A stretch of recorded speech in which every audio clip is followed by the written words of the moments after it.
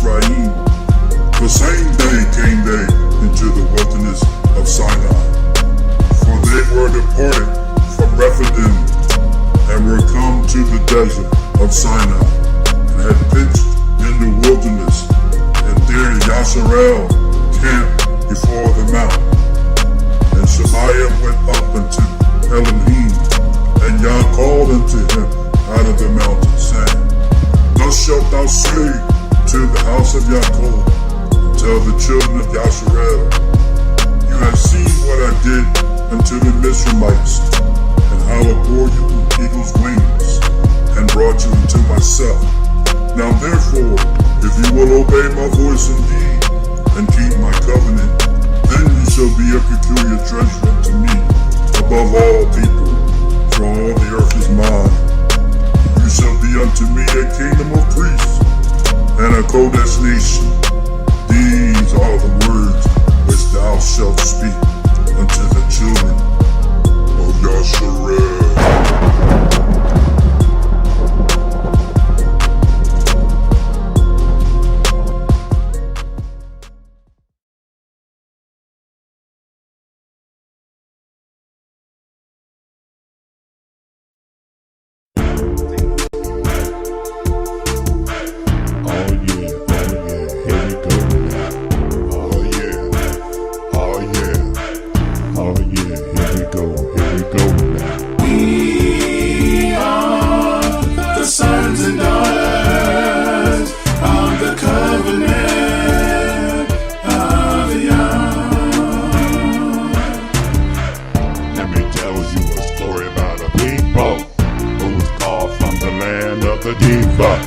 Yah promised he would give us a kingdom. We disobeyed and fell into a syndrome. We are the sons and daughters of the covenant of Yah. Yah said in the lands of our captivity, when we return, he will give us liberty. Return back to our land of nativity, kingdom of peace for the whole wide world to see. Oh yeah. Here we go now.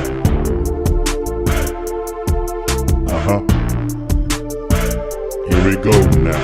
We are the sons and daughters of the covenant of Yah.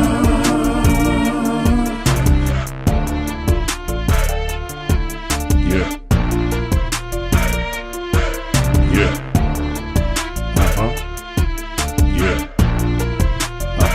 Oh yeah. We are the sons and daughters of the covenant of Yah. We will reign for 1,000 years with him. Kings and priests having God's law with him. We will pay for the trials and tribulations. That's when the world will pay us our full reparations.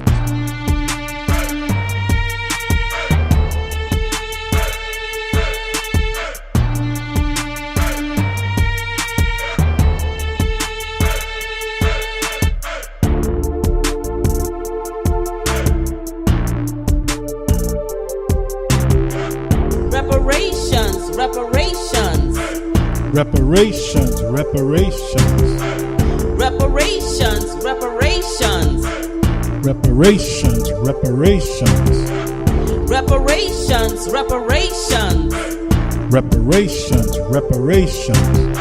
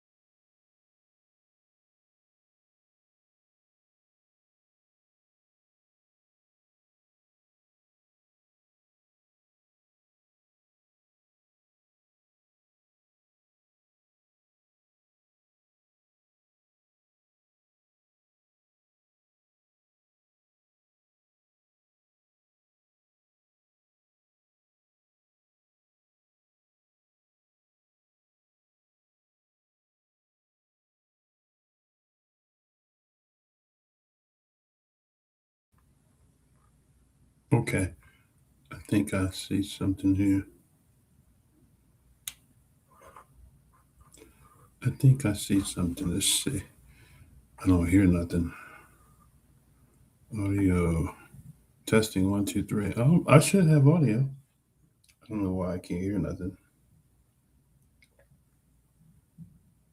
Okay.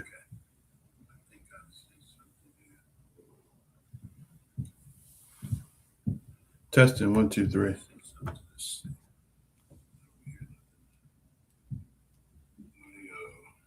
Testing 1, 2, 3. Oh, I should have audio.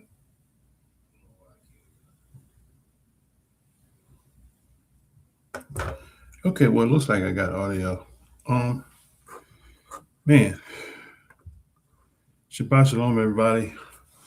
Please pardon the delay for me coming in. I overslept, and I am remotely streaming remotely today, and so I don't have my camera. So please pardon. I'm gonna have to do a Dante Fortson here. Actually, I'm not even doing a Dante Fortson because he doesn't have a picture of himself on. That's a picture of the young me. But anyway, let me see. Where's my? I want to add. Let's just bear me a second. This is all. I said I'm on a different computer than I normally am on my tablet. I'm gonna add the screen share. Okay. Let's do this here. Okay. And with the audio. All right, let's try something here. Okay. Let's see if this is working. Let them wait. I'm talking to my son. Let's do this here. Okay. And with the audio.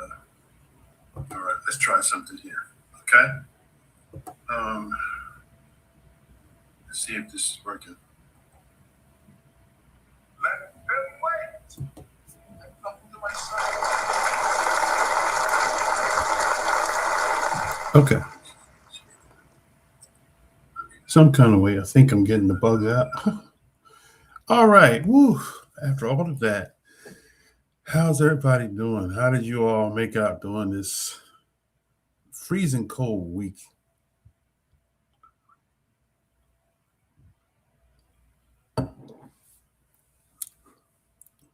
Let me do my greetings first. Shabbat Shalom to you, my brother and my sister down there in Jacksonville. Tresky and Coach Cynthia. What's your weather like down there? Let me take a look at the weather patterns here, see what the temperature is here.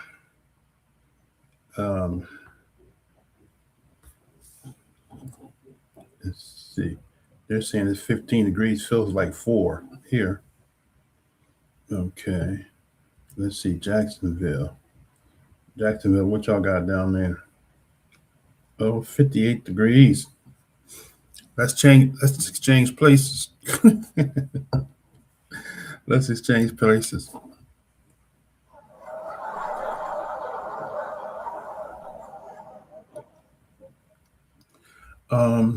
Let me see. So that was Tresky. King's at it again. I got it now. I got you down. I got you now, all right. King's at it again. And thanks for sharing that, and thanks for the super chat last Shabbat, my brother. Let everybody know that's it's not on.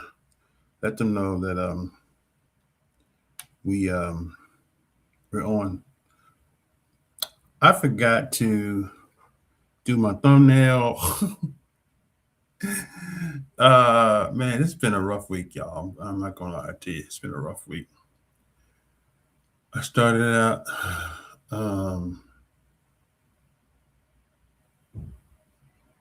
I got it. Told everybody for that. Told everybody for that. King's at it again. And Terry, Shabbat Shalom. Let's see. Shabbat Shalom. Let me go back here. To you, my brother Terry. Shabbat Shalom to you and your family. Start off, I didn't put my main man here. My brother of the covenant twice. My main man, Tresky.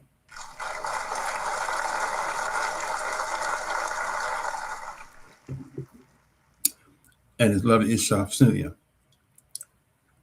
And told everybody for the love that you shared with us last Shabbat.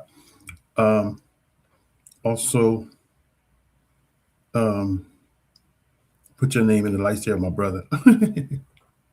King's at it again.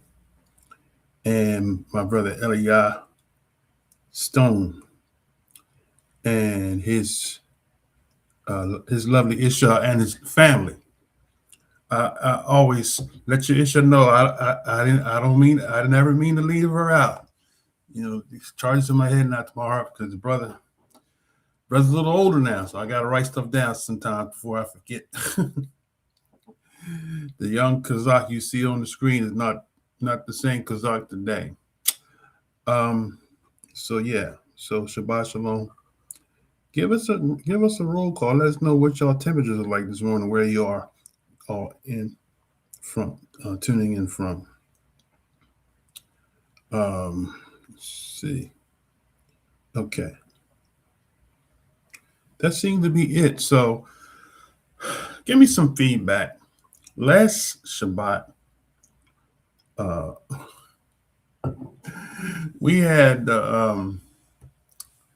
trolls big time. I went back and I looked at let me see if I can pull my notes up. I went back and looked at the notes from last week, and I made a note because this one guy, it sounded like he was a part of the British Anglo-Israelism. They call it British Israelism, Britam.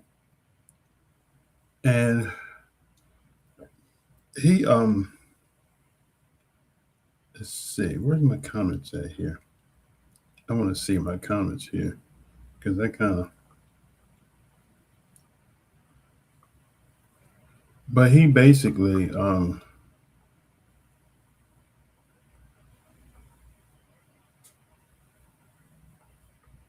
okay, let's see, hold on a second. I got to go back to my notes from last week.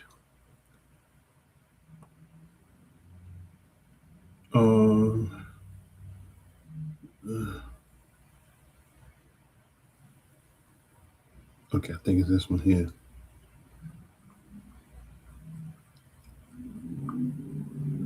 Where is my, I'm looking, brothers and sisters, I'm looking for my comments. I thought I had made a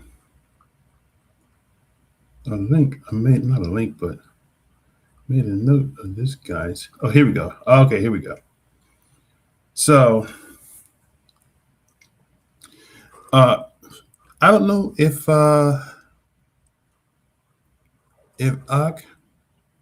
Lamar is listening in this morning, but he asked a question. And probably got the answer, but the question, well, I'm going to go ahead and answer the question, and then I'm going to, I will be perfectly honest with you all this morning. Didn't think I was going to go live today. So I did not have the opportunity to put my thumbnails up for this week's lesson. So I don't want to do the disjustice because I'm not even organized. I may mention some of the commentary of the lesson, but I think I should wait till next week to kind of actually, to where I can actually look at my notes and be able to present them properly, right? I think that's fair, right? You don't want me to give you, what do you call it, poor man's meal.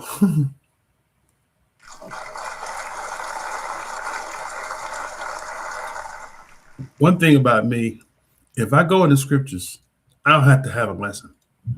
But when I'm doing something like the Arabs identifying when the title of the lesson that we're going to do next Shabbat, I was going to do it today, is when did North Africa, right? How did North Africa become white? And we're going to amplify some of the historical data to reveal when North Africa became white, and in today's modern terminology, right? So I don't want to do that disjustice. I can give you some of what I have. I don't know how organized it would be, but y'all know the Ruach might just take over. Okay, but we'll play it like that. So anyway, so the question on the table from brother, I'm going to see if I can cut and paste this. Can I do this here? Okay, let's make it fun. And anybody have a question? We'll let this be your time, right? You can ask whatever question you want to ask. Okay, so this is the question that I missed last week. Okay, he said, is YAH coming back for a heritage or a man-made classified race of people? So now we're going to start with that because I don't know exactly, and he's not here to. I like this particular setup because we could bring you in. So at any given time, if anybody wants to come in, and you can do like I have today, you don't have to have a video camera. You can just put your YouTube image that's already present on your file up in lieu of a video camera, because some people don't want nobody to know what they look like.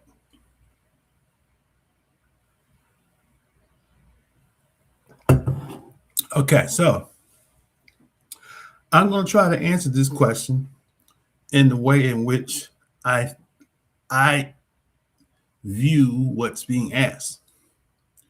And prayerfully,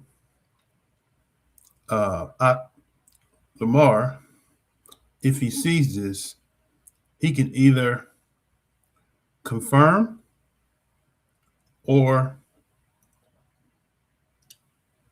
rebut the way I interpreted his question, okay? So the first part of it says, is YAH coming back for a heritage? Okay. Now, let's go to the scriptures, and we're going to answer that with the scripture. We're not going to answer that with my opinion, because my opinion means nothing, right? What matters most in general and most important is what YAH says, right? So that's the question on the table, right? All right. Shabbat shalom to you, my brother, Lion Pride.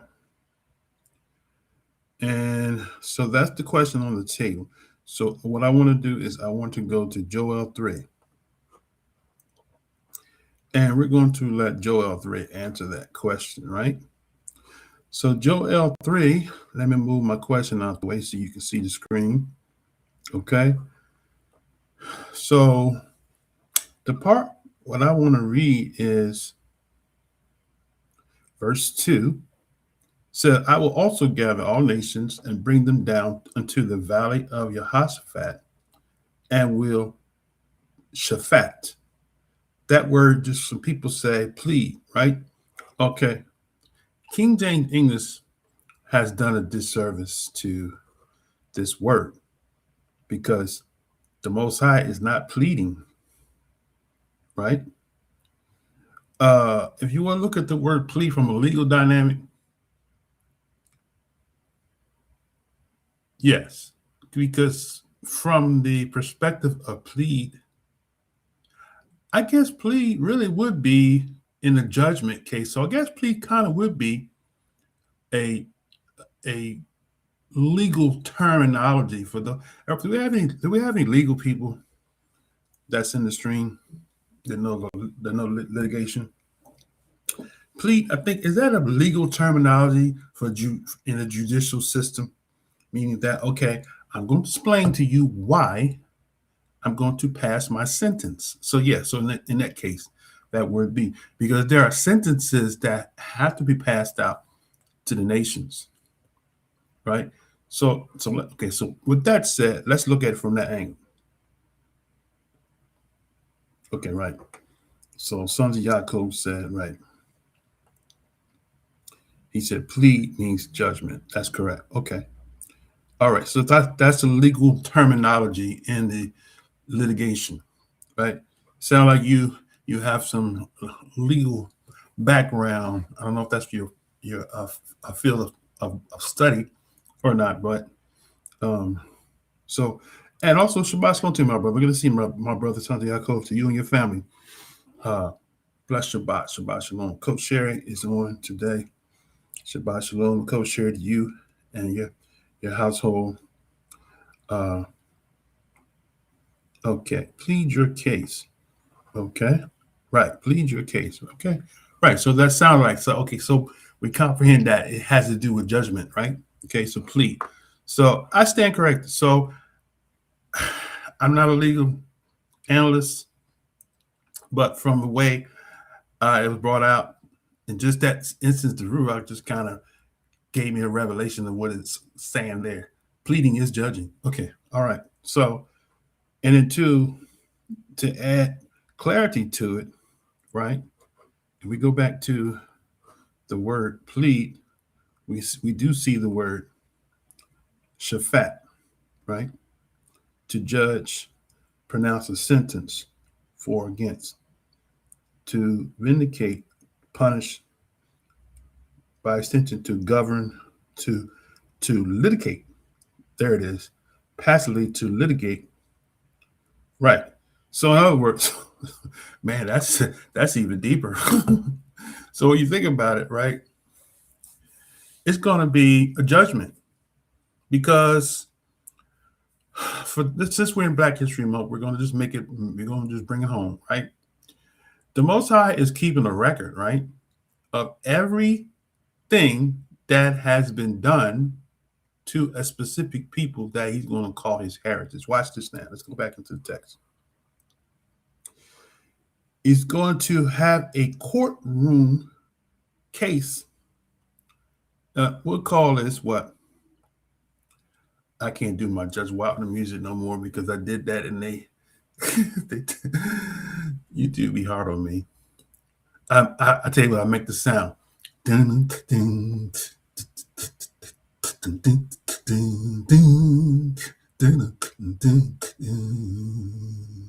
litigations of this case have come to submit to the nations of the world the case of the Hebrew Israelite people according to Scripture. Who are they? Where are they? What have you done to them? And what is the judgment for the doings, the treatment of the people called the heritage, right?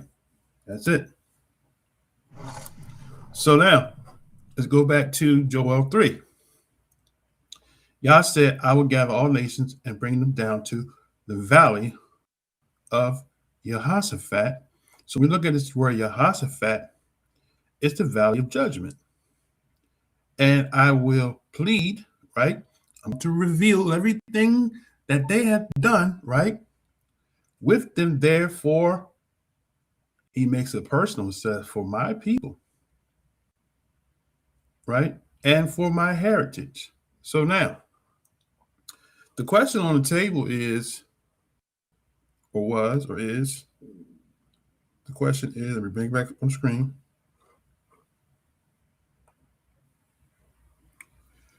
Is Yah coming back for a heritage, right?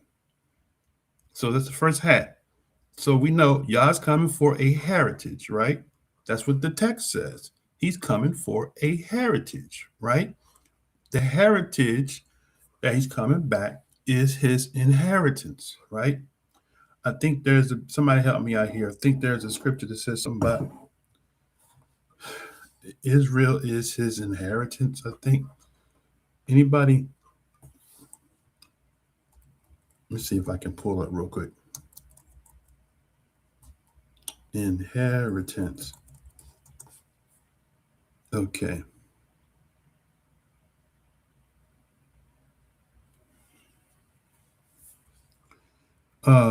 Israel is mine inheritance. That's what I'm looking for, because we can go all day long on that. Let's put mine. Mine, is it mine or thine? Mine. Israel is mine inheritance. Okay, here we go, right here. This is real good right here. Oh, this is good right here. Oh man, this is good. You're gonna learn today. So look, check this out, right? So let's bring this up. Isaiah says, let's start at verse 24, right? In that day shall Israel be the third with Egypt and Assyria, even a blessing in the midst of the land, whom Yah of hosts shall bless, saying, blessed be Mizraim, my people, and Assyria.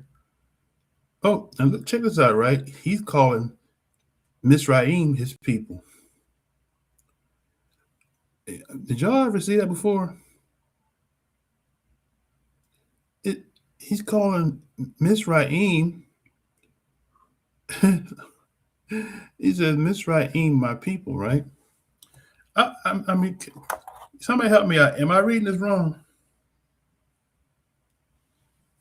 He said, Mizraim, whom Yah of hosts shall bless, saying, blessed be Mizraim, my people, and Assyria, the work of my hands, and Israel, my inheritance. That's interesting, right? I'm going to do Jacob Israel on y'all. Press 1 if y'all ever read that before. Press 1. Press 2 if you never read that before. Okay? That the Most High calls Mizraim his people. So to all my Kemet, my Kemet people, right? All my Kemetologists, according to this, it says Mizraim is Yah's people. I've been telling y'all that all along. Okay.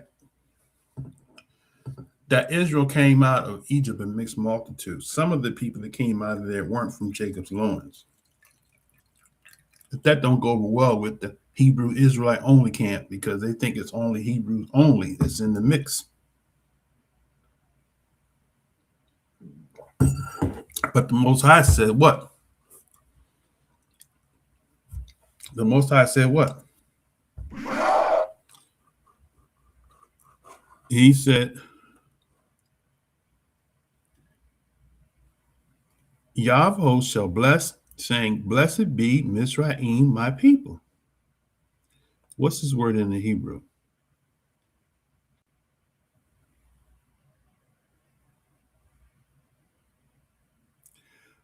Look at that. That is heavy. He said, blessed be Mizraim, my people, and Assyria. So now let's make sense out of this, right? Let's make it make sense, right? If we go back to Isaiah 11, that's going to actually clarify what he's saying here. So we see three people in this particular verse. We see Mizraim, he calls my people. and Assyria. So Assyria and Mizraim is his people. However, wait a minute, brother. However, right? Israel is his inheritance. See that? So you could be the Most High's people, but not be his inheritance. Is there a difference? Is there a difference between being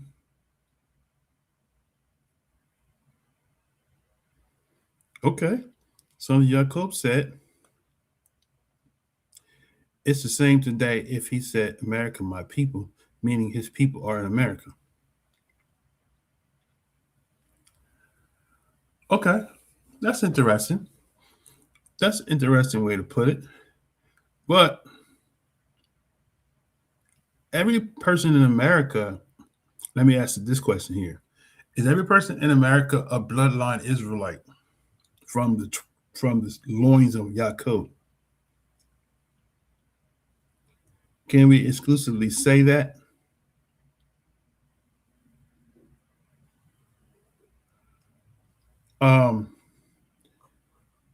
Wow. That's the question of the day.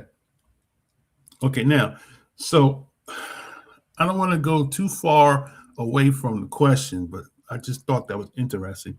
So we go back to Isaiah 11 and 11, right? The Most High says, let's bring it on the screen. It shall come to pass in that day that YAH shall set his hand again the second time to recover the remnant of his people. Now that's interesting because now this makes a whole nother the remnant of his people, right? I'm kind of inclined to believe, and I think I heard Morey Josiah say this on one of his lessons, that the people who embraced the covenant became known as the people of Israel. And when you go back to the original, I'm gonna tie these knots together, right? Keep your finger there on 11 and 11. Let's go back to the original. The precept really sets the page. Okay, the precept sets the page, right? So when you go to Exodus 19, and what's going to have weight in this answer is what he says here after the first. If we go back, let's go all the way back to Exodus 12, where we see where the Most High says a mixed multitude came out. Okay, that's verse 38.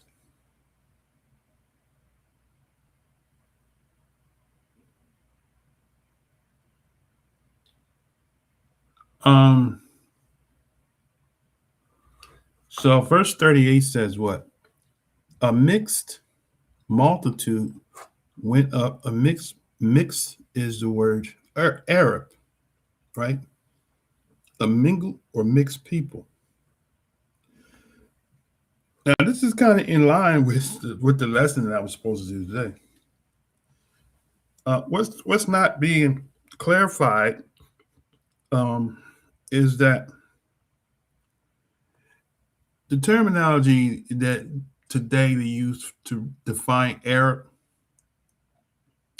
is a modern definition, because from the biblical dynamic that I'm showing you here, right? The mixed multitude, mixed is the word Arab, spelled with an E here, but they spell it with an A. But it's a mingled people, right? So from the dynamic of Joseph, the son of Yaakov, his children were Arabs because Yosef was a Hebrew of Shem. His daughter, Azina, I think that was her name, she was a Mizraimite. So when Yosef married her, her two sons were Arabs, uh, Hebrews and Hamites, HHs, Hebrews and Hamites. So they were Arabs, Ephraim and Manasseh, right? From an African woman named Asina. Now, next week when we break down Arabs, right? We're going to see that the nations want to make the Arab people be European or white, which is not. Those people were not. The people later on became in the class of white today, white. Okay. So let's go back in. So mixed multitude went up also with them, flocks and herds and everyone's cattle. So a mixed multitude. Now, the interesting thing in this particular phrase, it doesn't say who the mix was. It just says a mixed multitude, right? A mixture, a mingled people. So now, as we all know, and it's a Black history truth, that everywhere we went as a people, some way, somehow, under some form, fashion, or shape, we ended up mixing with people in those nations where we went. Contrary to popular opinion, every so-called Black person that had a child by a so-called white person wasn't a result of a slave master raping a slave girl. Some of them were Israelites in captivity,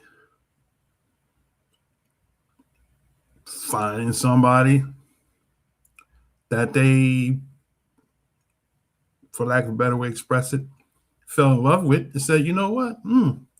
I know she's a slave master's daughter, but boy, I tell you, she really just treat me good. And fell in love, because there are a lot of cases where that happened, where the slave master's daughter fell for one of the, as they say, the help, and he outs her from the family, kicked her out. So just like in America, in Egypt, the same scenarios happen, where the Israelites that were in there in captivity were intermingling with the natives, or Egypt, Mizraim being a melting pot. You had people coming from the different sons, Ham, Shem, and Japheth, for that matter, coming through the region, right? And so you have a mixed multitude. At this particular junction of time, I don't know where I can find scholarly where the sons of Japheth, it's not impossible, but I don't know where I can find the sons of Japheth in numbers populating in Mizraim. If somebody does, you could please point me to a reference for that. But I believe the sons of Japheth, Yavan, was the first ones to come down, and they came later on, according to the historical dynamic, right? So the point I'm making here is that it was a mixed multitude that came out from them. So with comprehending that, now we go to Exodus 19. Let's go back to Exodus 19, where I was trying to go. Let's try to get back to Joel 3. Okay. So Exodus 19 says, Most High said, now, he said,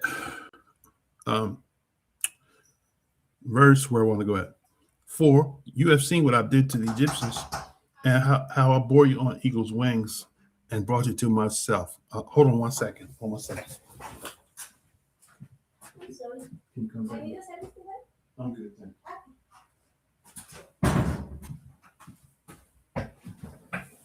Okay, sorry about that. So let's see. What I want to do is Verse 4 says, "You have seen what I've done to the Israelites, and how I bore your eagle's wings and brought you to myself. Now, therefore, if you obey my voice indeed," I want to back up for a second. This verse 3, that's the part I want to read. Shammai went up to Yah, and Yah called him out of the mountain, saying, "Thus shalt thou say to the house of Yaakov," right? "And tell the children of Israel." So we have two different classifications of people here. Now, so we're answering the question that Brother Lamar gave us. Is Yah coming for a heritage, or is he coming for a man-made, what was it? Let me pop the question back up on the screen. Where did my question go? Let's do it again, because people's starting to populate the chat. So I'm going to put it again. Let's just put it up again, okay?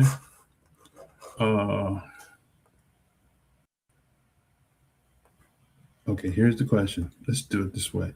That way we won't have to worry about it. Keep sliding up. Okay, let's see. What I'm going to do is I'm going to, before I post the question again, let's just look at what's being said here so far. Okay, so far we have, Lion Pride said we had to mix to survive and grow in Mizraim. Okay, that's interesting. Sons Yaakov says, "It's the same today. If he said America, my people, meaning his people are in America." Okay, so that one I read already. Okay, so let's see. Lion Pride said, "Through the seed of Yaakov's men." Okay. All right.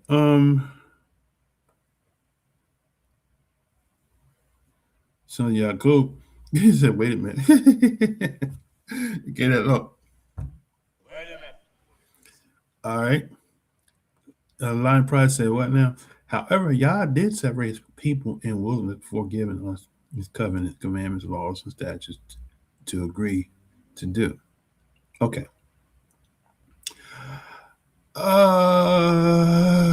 Separate his people. Okay. All right. That has to be what you just said there, my brother Lion Pride. That has to be qualified, what you just said. Okay. Right now, we're trying to determine when he says my people, and we just showed in Isaiah that my people, he included the Mizraimites and the Syrians. And then he said, "And Israel, my heritage," which lets us know that the Most High made the distinction between a people that he called his people and his inheritance, right? Everybody can be the people, but they're not necessarily the inheritance. The inheritance goes back to Abraham, right? That's the inheritance. That's the difference between the people and the inheritance, right? Okay. So that's why everybody can't get the blessings of Abraham and spiritualize it, because there is an inheritance. There is a people that came under a covenant, would be called the people, my people, and there are people that are actually specifically tied to a specific promise, to a specific man by the name of Abraham, right? Am I right? So, okay, so let's table that statement there. I want to come back to that because that's an interesting. Let me see if I can add that to the rotation here. Let's see. That's actually Lion Pride. That is a interesting. Can I copy this? Let me see. Hold on a second. Then why won't let me copy? Let's see. Well, let me copy. Let me see. I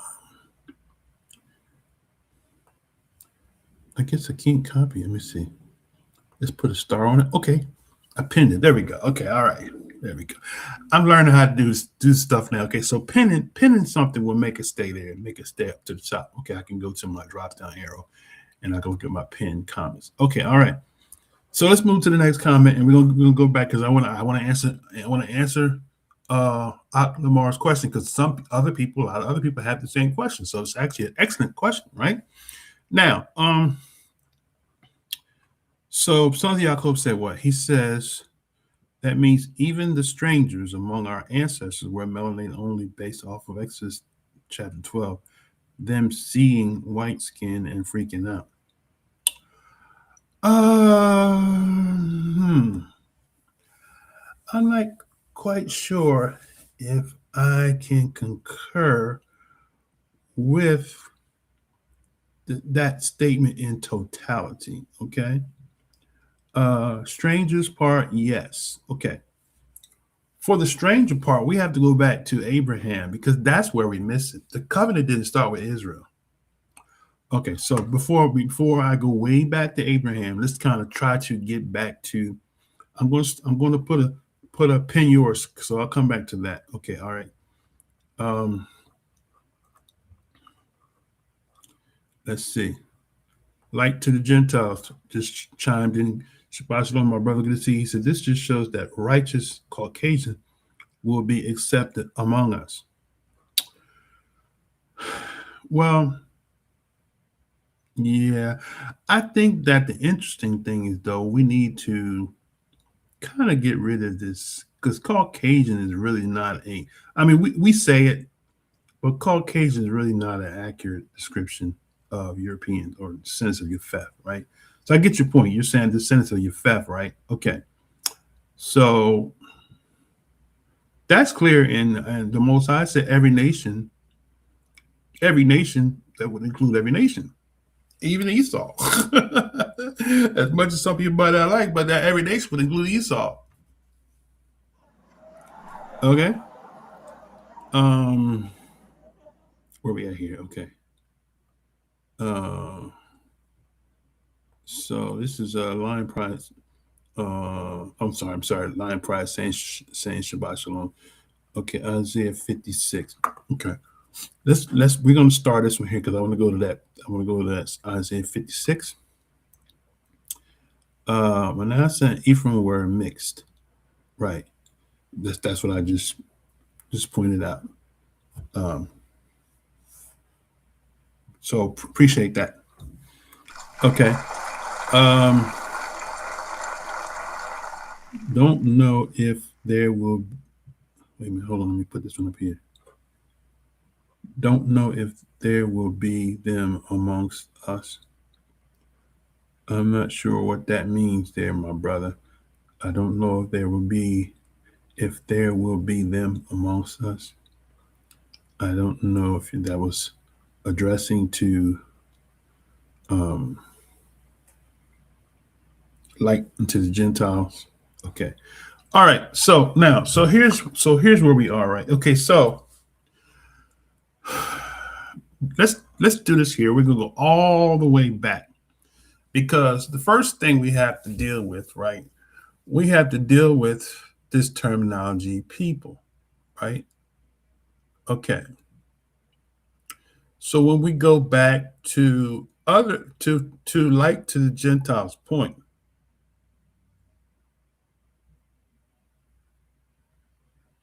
okay. So hold on a second.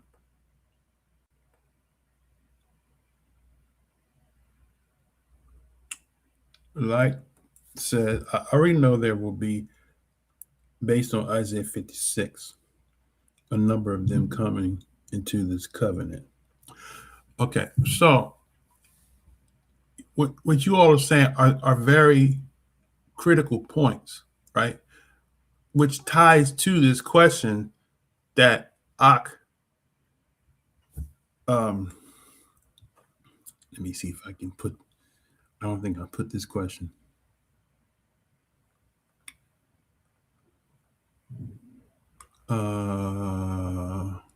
Let me see. Hold on a second. Let's do it again. This time I'll start. Okay, see if I can do it again. Can you do it again? Okay, this time I'll start. Now, so now I can go up. Okay, this works better for me, so I don't have to keep scrolling up and down to find the question. But I did miss something up. Okay, let me see where.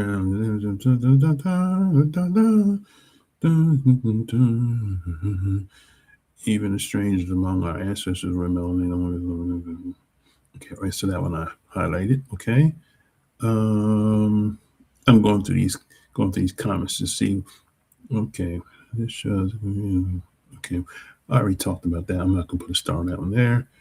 Okay, this one here, Aaron's kids. Okay, Aaron's kids became the high priest, but Moses' mixed kids didn't get such positions.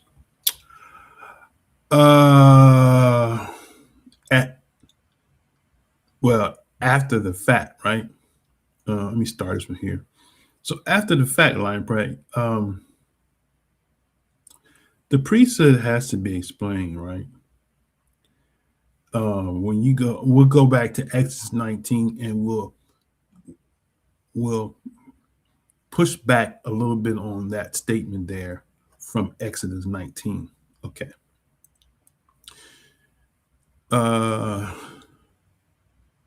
Yes, Ephraim and Manasseh were mixed.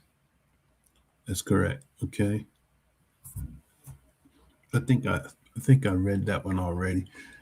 Don't know if there will be them. Okay, I read that one too. Okay, read that one. Lamar. Okay, that's the question. There we go. Okay, now. Okay. Okay.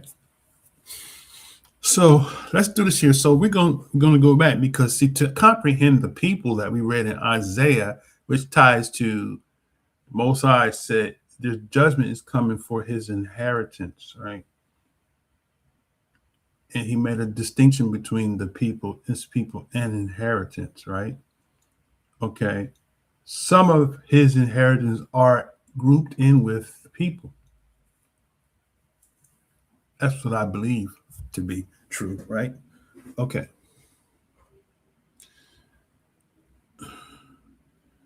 Light says his question is slippery because all blood Israelites are black or people who have a DNA link to black. However, YAH is coming back for righteous strangers too. Okay. We don't want to make this is what we don't want to do as Israelite Maureen. We don't want to make this a black and white issue. Okay. Because we're wrongfully doing a disservice as priests. And then when I say priests, I'm not talking about sons of Aharon. I'm pushing back against that because that's what became of the nation when we rejected the original covenant. Okay. Now, so with that said, I want to go back to Abraham, right? Okay. Because the inheritance has to do with heir, right? And inheritance has to do with heir. So let's go back to Genesis 15, right? And when we go to Genesis 15, that's going to clarify the heritage. Okay? And then we're going to see what the Most High said to Abraham, because there were a people included in the covenant, but they were not the heritage. They are classified and grouped as people, his people, but they're not the heritage, right? There's a specific people. Okay. So let's go. Let's go. Like, what's the guy named that had the channel? He said, let's go. You don't want to miss this message. Let's go. Okay, so let's go. All right. Shabbat shalom, brother Dollars. Good to see my brother Dookie Dollars in the house. All right. So let's go to Genesis 15, because the question on the table is, right, is Yah coming back for a heritage? Okay. Okay. Or is it solo heritage he's coming back for, or is he coming back for a heritage which includes a people? Okay. All right. That's a fair question that he asked. Now, who would have known that that question would be a lesson? But that's what it's becoming, right? It's becoming a lesson. All right. Okay, now, so let's start at verse 1, right? So after these things, the word of Yah came unto Abram in the vision, saying, Fear not, Abram, I am thy shield and thy exceeding great reward. And Abram said, Yah is Yahweh. He said, Adon Yahuwah. That's in the Hebrew. Okay.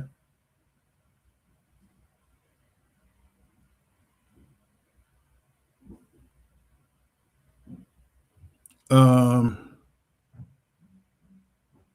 Wait a minute, hold a second. Okay, y'all. I'm gonna come to everybody's question, everybody's comments and questions. So let's do this here. As I see them coming in, I'll put a star up to them. Okay. Let's start this one here. And okay. All right.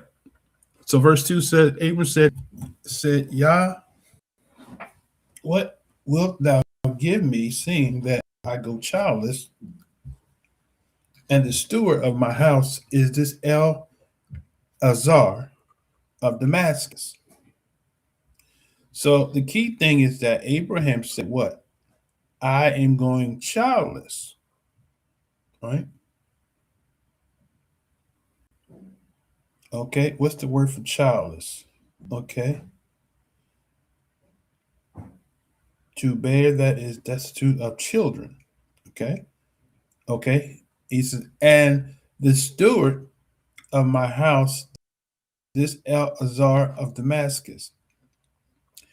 Abel said, Behold, to me thou hast given no seed, right? The posterity. So now the whole thing, this is what we got to get, brothers and sisters. We got to stop automatic teaching and let the scriptures speak to themselves, not our camp doctrine. See, we missed the whole mark because we let our camp doctrine teach us what the Most High said to Abraham. Now, going back in, he said, Abram said, Behold, to me thou hast given no seed, and lo, one born in my house is my heir. And behold, the word of Yah came unto him, saying, This shall not be thine heir. Okay? Can we all see that? The Most High told Abraham, this man that is in his house, he's a part of the covenant, but he is not your seed. He's not your heir. Right? Look at that. He said, This shall not be thine heir. Right? Okay. The word for heir is Yarash, or my middle name, Yarish. To occupy, to drive out previous tenants, and possession in their place. You see that? That's a powerful name. My middle name is Yarish. I used to before I was known as Kazak Yah, all those that knew me a few years ago used to know me as Brother Yaresh, because that to me, Kazakh, I love the name Kazakh, and that's the reason why I embraced the term and I merged them together. Kazakh, YAH. Okay. Because Yaresh means to drive out, right? Let's bring it back up on the screen. Okay. It says the heir is the one who occupies driving out previous tenants and possessing in their place.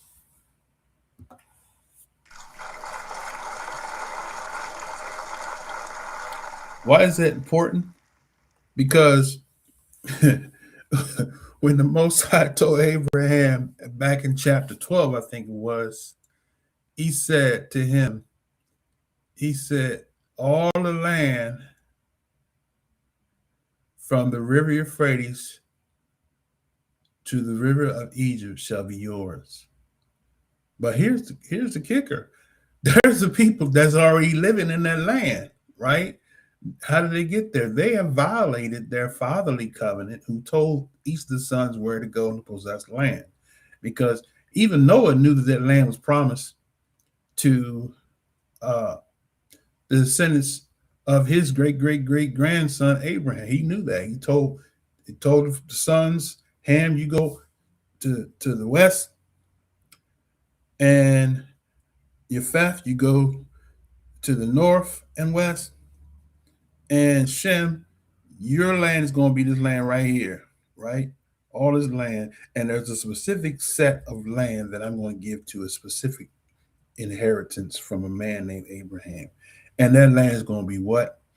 The land where the Canaanites is dwelling. That's why the word Yaresh is so important, because Yaresh, once again, the heir, it means to drive out, right? And the tenants, the previous tenants, and possess in their place, right? And when you go to Judges chapter 3, we'll see the Most High said, I drove all them out, but I left a few of them there for you, because you get comfortable. You don't have no opposition. Y'all get comfortable and y'all can go buck wild, right? And then how we do? We as a people, we get comfortable. We go buck wild. We just do all kinds of stuff, right? All kinds of damnable things, right? Now, so let's go back 15. So that's the kicker right there. This really is attached to, right, the inheritance. But he says here, the kicker is here. He says,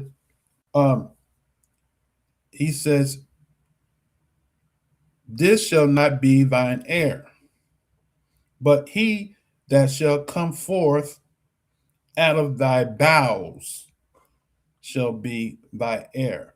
Now, press one if y'all ever heard before somebody saying that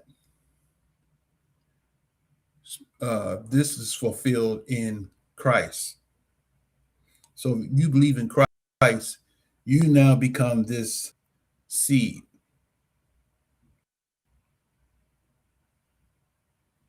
So that is, y'all got tuned in to Warrior Josiah, because that's one of Paul's commentaries. If you be Christ, then you Abraham's seed. That is not what the Most High told Abraham right here. Not at all. Because we got to see that he's specifically talking about a specific seed. He said, he that shall come forth, right? He that shall come forth, that's the word yatsa, to bring out of your what? Your bowels, right? Or of your, where is it? Shall be? Hold on a second.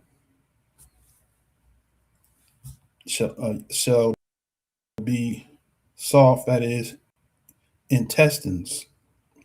How about that? That's crystal clear. He said, this guy, whoever it is going to come out of your intestines. He said, he's going to come out of your intestines. He's not talking about some spiritual people that embrace the covenant is not the inheritance, right? But this one that comes out of his loins is the heritage. So now we got to distinguish that. Now watch this. Let's go further down because we're going to see where the Most High causes the separation between what? Between the inheritance and the people. Okay, the people in the house. People in the house. You're gonna learn today. Oh, like to the Gentile. All right, my brother. We'll catch up with you later on in the week. Okay, now.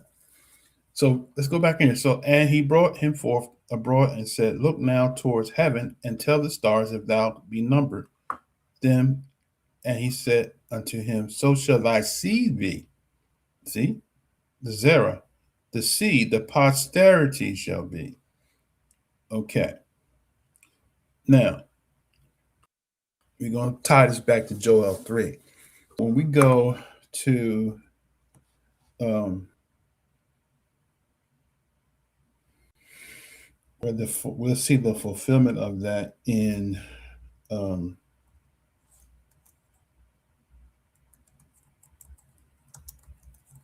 let's see, what verse is that I want to go to? Okay. Now we're going to skip to Genesis 17 now, because once again, what we're trying to point out for those of us that are in automatic teach mode is that there is a distinction between the inheritance and the people. Anybody embrace the covenant is clear, can be the people. But there's a specific, that's why you can't hate on people that embrace the covenant, regardless of which one of the sons they come from. We're not going to go to the black and white issue. We're talking about anybody that comes from one of the sons. If they embrace this covenant, they become the Most High's people. Okay? There's a distinction between the Most High's people and the inheritance that he promised Abraham.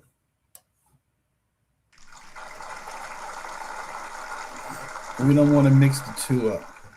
We don't want to mix up the inheritance from the. I gotta plug my hotspot because it's eating up my memory. Hold on, I'm eating up my battery. Hold on a second, I'm about to run. Let me get this right quick.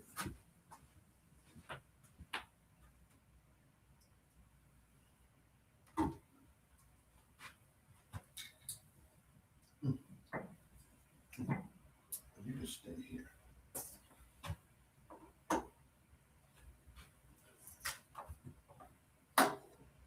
We're gonna be without power if I don't get this thing plugged in, because we're gonna lose my Wi-Fi. Can't have that happen. Hold on a second.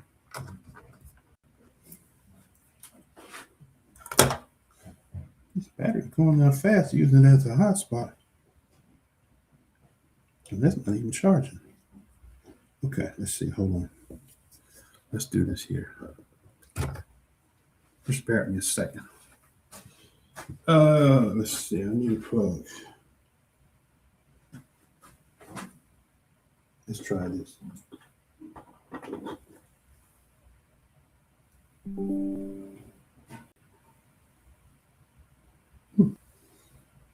That's not working.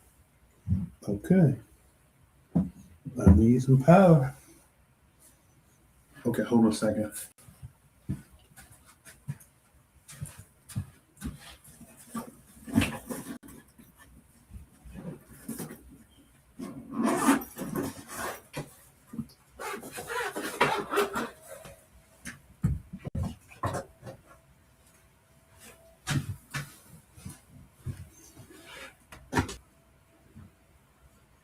That's amazing how this hotspot just uses up the battery like that.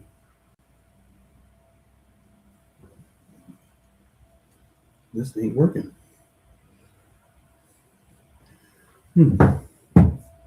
Let's see. Hold on a second. I need some power. Ooh. Okay, let me see. Hold on a second. Just bear with me a second here, brother. I'm about to lose my Wi-Fi.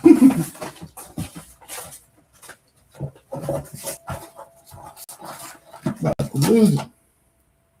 Don't go nowhere. Let's see this one here. Ugh. Let's see. Hold on. I cannot believe.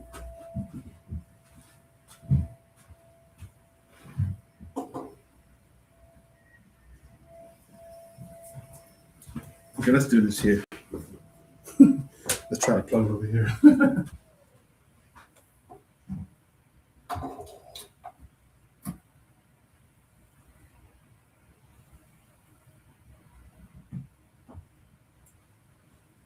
Okay, I think we are right now. Whew. All right, let me see. Let me make sure she's charged because I don't want to cut out.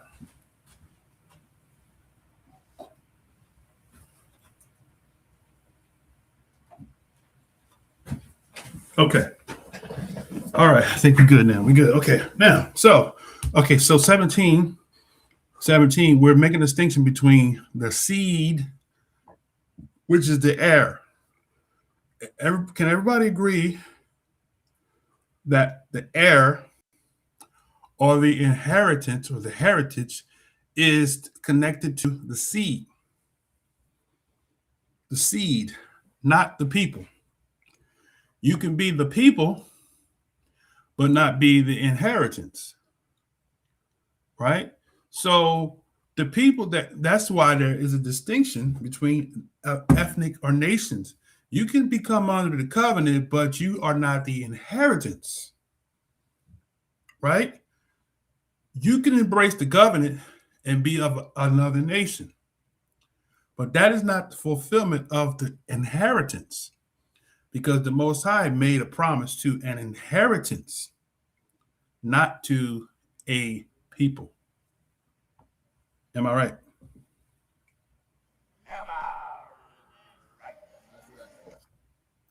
So when we see this here, that's why now we go to 17, and the Most High said to Abraham these words. He says,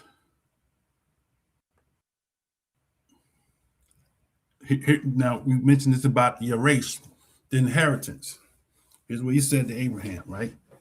He said, I will give it to thee and to thy seed after thee the land. See, so in the inheritance or his seed, not the people, his seed, he said, I will give unto thee and to thy seed after thee the land, wherein thou art a stranger, all the land of Canaan. So we need to do a lesson on the land of Canaan, okay? Because in 1948, the state of Israel does not encompass the land of the Canaanites. What you bringing to the table, brother? It doesn't. So we need to do a lesson in the future on all the land of Canaan. Okay? We could go to the book called The Chronology of the Ancient Kingdoms, and we can show you how that the Canaanites came into the New World before the Europeans got here. So, well, at time is important too. So at that time, nobody was in the New World at that time of Abraham. Okay. So that's kind of reaching. That statement is reaching to say, oh, that means America too. Okay. I'm not of the mind that believe that America is going to be destroyed as the camps teach, right? Okay. Please rest assured, I'm not going to miss your comments. I'm going to come back. I'm in the middle of a thought. Okay. All right. So this is where it starts. So Genesis 17:8 says, the Most High says, I will give it to thy seed after thee, the land. So the promised land wasn't promised to everybody that joins the covenant. It's promised to the seed. The land is a land deed that the Most High promised to the seed. Not a spiritual seed, but the literal seed, because that's what this whole thing is about. It's not about somebody who is a spiritual son. If that was the case, the Most High would have said, you know what? Elazar, he's your spiritual son, so we'll give it to him. We'll make him spiritually your son. That's not what the Most High told him, right? So now we go back here, we see it said, all the land of Canaan for an everlasting possession, and I will be their Elohim. So I gave you the seed, all the land of Canaan for an everlasting, right, possession, and I will be their heir. So this kind of ties back to Joel 3, the judgment. When the Most High goes back to judge the nations in Joel 3, what's he going to do? He's going to pull out the original land deed. Who promised the land? The Most High promised the land. He promised the land. Even Noah knew that the land of Canaan was promised to Abraham's seed. He knew that. Abraham lived during the same time that Noah lived. Don't you think Noah told Abraham that you got some land promised to you, brother? It's from the Most High's mouth. You got some land. So when I die, I'm ready to die. And when I die, I'm going to tell all of my descendants, my grandsons, that land belonged to this young boy named Abraham and his children. Don't go there. That's his land. What did the Canaanites do? They violated that and went down. We go to the book, I think it's the book of Jasher or book of Jubilee, one of the two, where they violated that and they went into the land. They didn't listen to command. They went and violated and took the land. That's why we have a dilemma, because the land wasn't supposed to be inhabited by those people.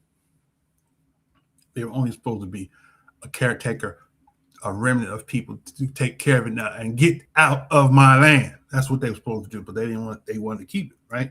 Now, go back in here. So Genesis 17, he says, all the land of Canaan for an everlasting possession. And Yah said to Abraham, you shall keep my covenant, therefore you and thy seed after thee in their generations, right? This is my covenant which you shall keep between me and you and thy seed after you. Every man child among you shall be circumcised, and you shall circumcise the flesh of your foreskin, and it shall be a token of the covenant between me and you. He that is 8 days old shall be circumcised among every man child in your generations. He that is born in the house or bought with money, or any stranger that is not of thy seed. See that? Here's the distinction. He said, he that is 8 days old shall be circumcised among you, every man child in your generations. He that is born in your house.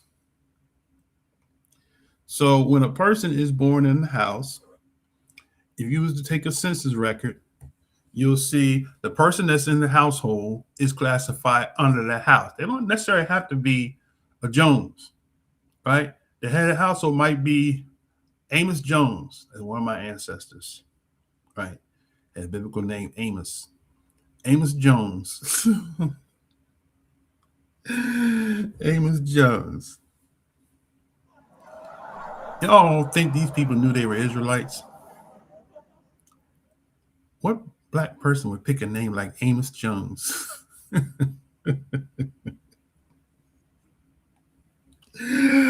What black person would pick a name like Amos Jones? But anyway, I digress. So if you were born in the household of Amos Jones, and let's say your name might be Johnson or your name might be Smith, right? So you under the Johnson household. Are you a physical descendant of Amos Jones because you're in his household? No. But If you in the prophet Amos Jones household, you would be considered to be the house of Amos. So whatever happens in the house, you get privilege to, you get benefits from things that happens within the house. You're not a Jones, but you're under the Jones household, right? So do y'all follow what I'm saying there? So now with that clarification, go back to Genesis 17. He that is 8 days old shall be circumcised among you, every man child in your generation. He that is born in the house or bought with money. So Abraham, here's the thing that is Black history now, y'all. Here's the thing that a lot of people don't know. Abraham bought servants. Modern terminology we call slave. Now, here's the thing. The brother brought this question up, which I'm going to get to after we go through these comments here. The Barbary slave trade, right? I'll end with that because I want to address that because he asked the question, right? Okay, so let's table that for a minute and let's go back. So Abraham had bought slaves. Let me just make sure we clear. They weren't chattel slaves, like the enslavement of the Hebrews that they brought from Africa, west coast of Africa, became property. And we're going to show you the distinction between the Barbary slave trade, Barbary, however you want to pronounce it, and the transatlantic slave trade. It's not the same. Okay, all right. Now, with that said, let's go back. We're going to come back to that. So don't y'all go nowhere, right? We're going to learn today. We're going to learn today. All right, now. So verse 17. So he says, he that is bought with money, and any stranger, how about that? Any stranger that is not of thy seed, there goes your strangers right there. Any stranger that is not of thy seed. So you got the word Bain, a son of a Necker, or a son of a nigger. Son of a nigger. What you bringing to the table, brother? So that word nigger has been made a bad terminology, but it's a Hebrew word, a stranger, right? That is actually in essence what nigger means. A stranger that's in the land that's not theirs. That's why they call it Negro land, because these people were strangers to Africa. They were not indigenous to Africa. They went into Africa and they built kingdoms called the stranger land kingdoms. Can I get an amen? Can I get an amen somewhere along the line here? Amen. Okay. Now, let's finish this out and we can go back. And then we'll go back to Exodus 19 to clarify what we're saying, that this priestess had absolutely nothing to do with you being an inheritance. Okay. Which means that of another nation, you could still be a priesthood to the nations, right? Okay. That's what the Most High intended it to be, right? Now, so 17, it says, he that is born in thy house, that is bought with money, and must needs be circumcised. Look at it. He that is born in thy house and he that is bought with money must be circumcised, and my covenant shall be in your flesh for an everlasting covenant, right there. That's how we know. I'm going to lead it to Moray Josiah. Paul was spewing out doctrine anti-Torah by saying circumcision doesn't matter. He was wrong, right?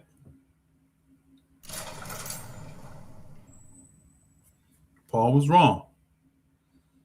Paul don't have no right to change what the Most High said to his, if in fact he is of the line of Benjamin, as he said.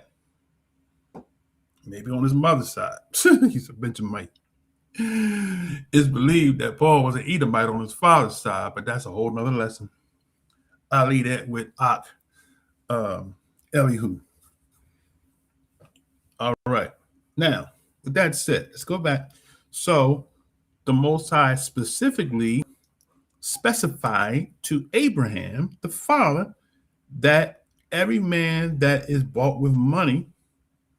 So therefore, through Christ, if you want to use that, he purchased you. You become the seed, not the inheritance, but the seed of those who come under the covenant, right? So there's a distinction between you being the seed of those strangers that come under the covenant versus being the seed of the loins of Abraham. Can we see the difference between the two? All right. So now, with that said, we go back to Exodus 19. We're going to tie up the loose ends. We're going to wrap up the answer to the second part of the question. Okay, 19 says what? So YAH, the third month, when the children of Israel were going forth out of the land of Mizraim, the same day came they into the wilderness of Sinai. So the children, notice the difference, the children of Israel. So you have children of Israel, which is basically connecting them to the promise of Genesis 15 to 17 of them being of the loins of Abraham. That's why we see the difference. Children of Israel were going forth out of the land of Mizraim. The same day came they into the wilderness of Sinai, just like he told them.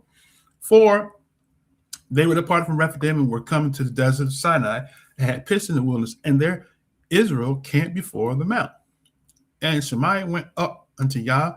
YAH called unto him out of the mountain, saying, thus shalt thou say to, why did he say the children of Israel? Why did he say now the house?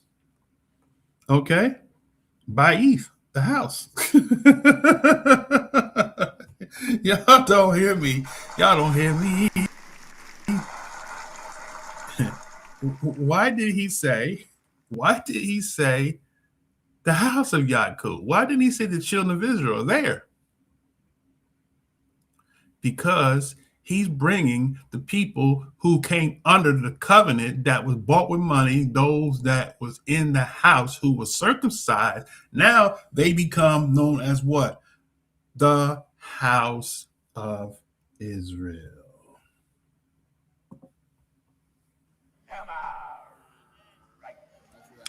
So you could be of the house of Israel and not specifically be of the seed of Yaakov.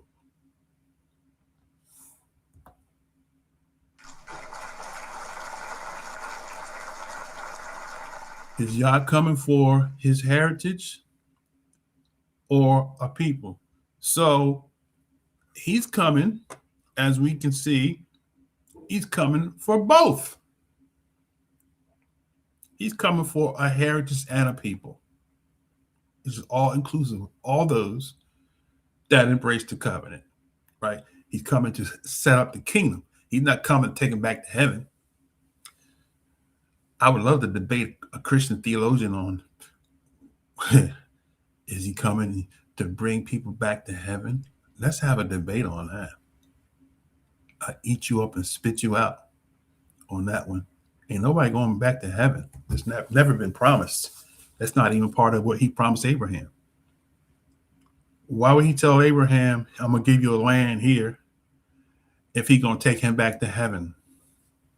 Well, I created man on the earth if man was supposed to live in heaven eternally anyway. It makes no sense at all, right? It makes no sense.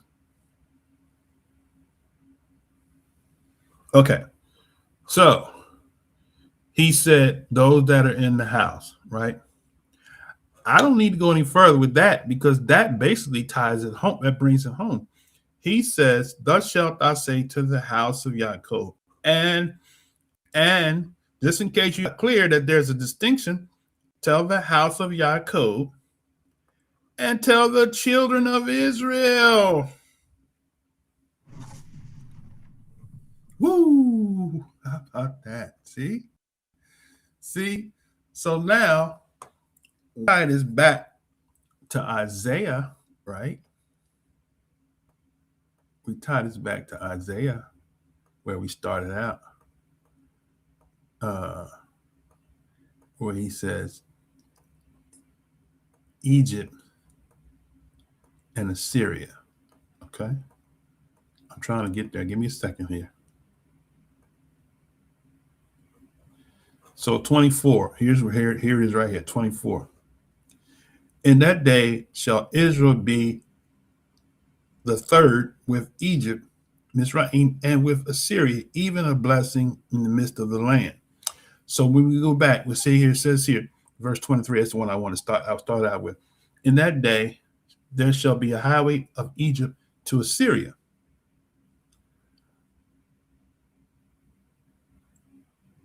Right? In that day shall there be a highway out of Egypt to Assyria, and the Assyrians shall come into Egypt, and the Egyptians into Assyria, and the Egyptians shall serve with the Assyrians. Y'all don't hear me. In that day shall Israel be the third with Egypt and with Assyria, even a blessing in the midst of the land, whom YAH of hosts shall bless, saying, blessed be Egypt, my people, and Assyria. Now this makes sense, right? And Assyria, not Siri, because my phone will start clicking. Syria, the work of my hands, and Israel, my inheritance. Now that makes sense, right? Right? Am I right? So when you exegete that, now when you go up here, right? Because remember what the Most High told Abraham in this covenant, you have a seed that's bought with money, right? So those people are serving the needs of the seed. So you want to go with the black and white thing, you're going to have some black people that's going to be serving the literal seed as it was then, not under a chattel type slavery, but under a covenant, and they have benefits. If we go through the book of the law, we will see that those that was bought with money had benefits of being under the household of Abraham, etc., as the covenant progressed. It was not a prejudice thing. Oh, you're not from Jacob, so you can't be a part of this. They didn't have that kind of view of this covenant.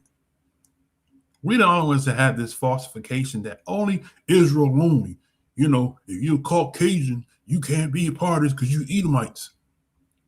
That is the dumbest, that is the most inaccurate way to express the covenant that the Most High made with Abraham. Right? He didn't choose us because of who we are. And the scripture said he chose us because of Abraham. Right? And Abraham wasn't a prejudiced racial person. Abraham just knew, hey, he was just like a regular person. I want a son. I don't have a son. Nobody can carry on that can inherit what I have worked and labored for, right? So most of I said, I'm going to give you a son that you can make an heir to your throne, right? In a city near you. All right. So now let's wrap it up with Joel 3. So now we go back to Joel 3. Now it makes sense. So go back to Joel 3. Okay. And we're going to wrap up the question. Okay. And then we're going to go back and look at some of the other questions. And then I want to go back and close out with this Barbary I get tongue tied. Slave trade, the Barbary slave trade. Okay. All right. So let's go to Joel 3. Okay. Hold on a second. Let me get there. Okay. Now, Joel 3 says what?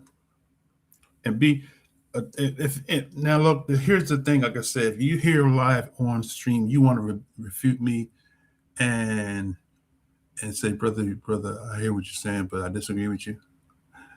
I'll give you an opportunity to come to the mic, and we can go online and deal with it. And if I'm wrong, I will say, hey, brother, you're right. But if I'm right, you're gonna eat some crows. So look, if you want to come on the stream, you better come. You better come knowing your stuff. Because this brother, I've been around. I didn't just wake up in this walk in the past 10 years or past 5 years, past 20 years.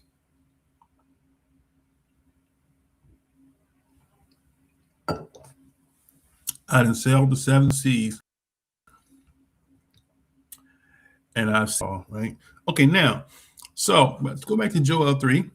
So Joel 3 says, I will also gather all nations, right? So he's going to gather all nations.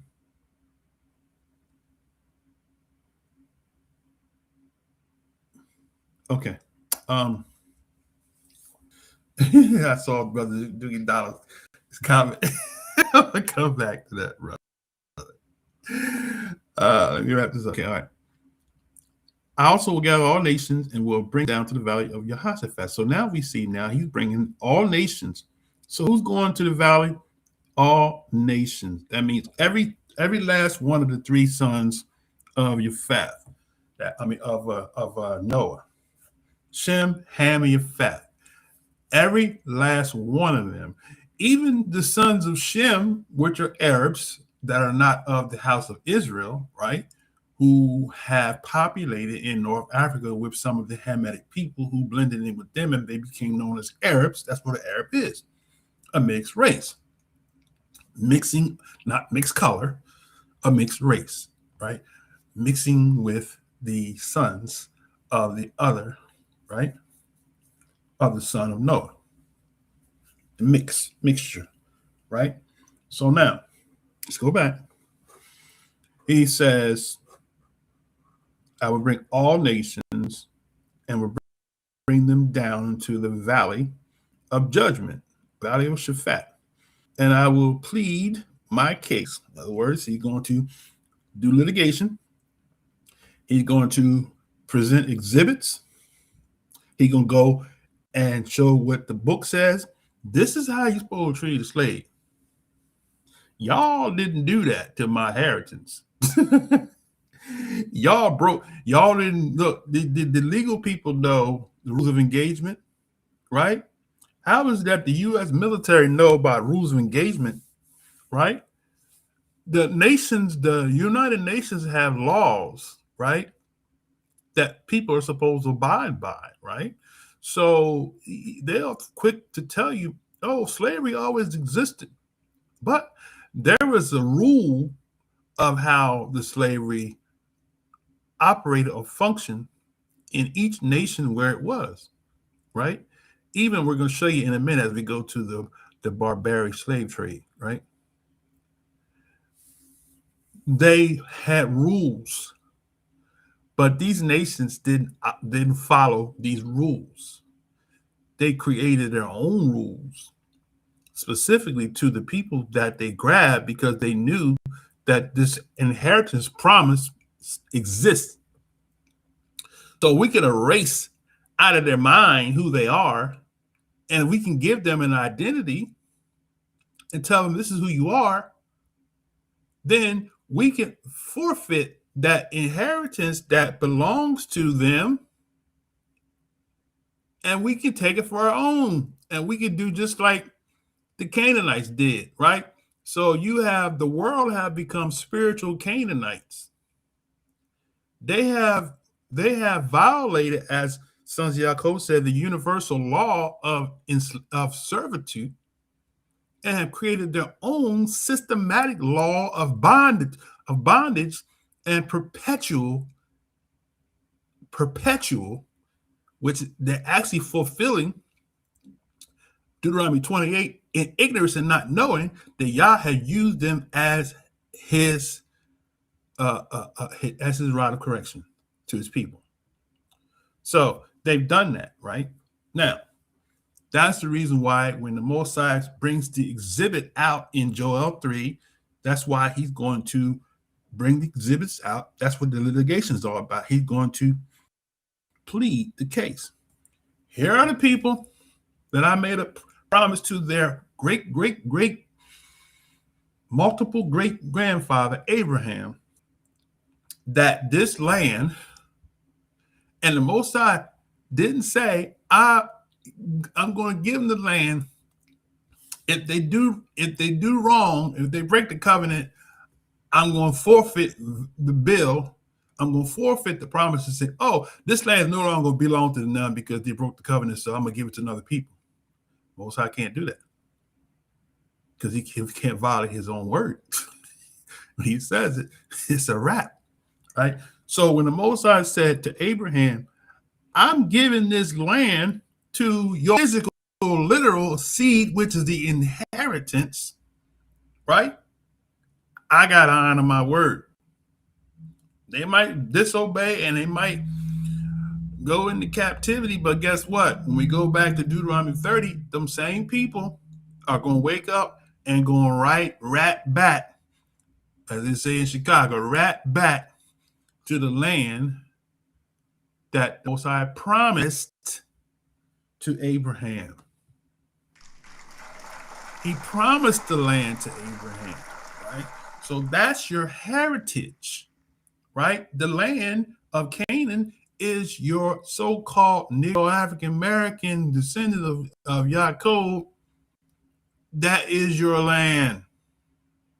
It ain't no could be. It belongs to you because Yah promised it to Abraham's physical seed. What you bringing to the table, brother? You can't wiggle out of that, right? Yah promised it.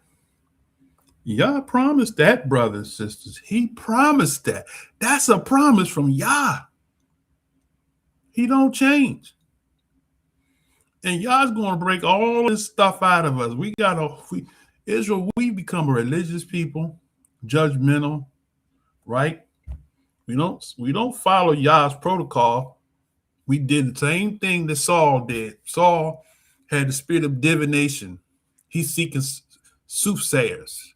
He's seeking prophets. Prophets is not supposed to give you direction. That's a Christian thing. The prophets are supposed to point you back to the book of the law. You might not like it, right? I'm a prophet. A prophet points you back to the book of the law. A prophet don't tell you this is why this is happening to you, right? A prophet don't say this is what's going on. That's a soothsayer, right? That's a psychic, right? A lot of these YouTube so-called prophets that's on there call themselves hearing the word from the Lord and telling you this, that, and the other. They psychics. They're not prophets of Yah. They're psychics. They're tapped into astrology, right? Astronomy. They're tapped into divination, right? They're tapped into the secret society. They're tapped into the hierarchical structure of the powers of darkness, right? That's why when they prophesy to you, what they do? They got to seek their higher power. They use Ouija boards, tarot cards.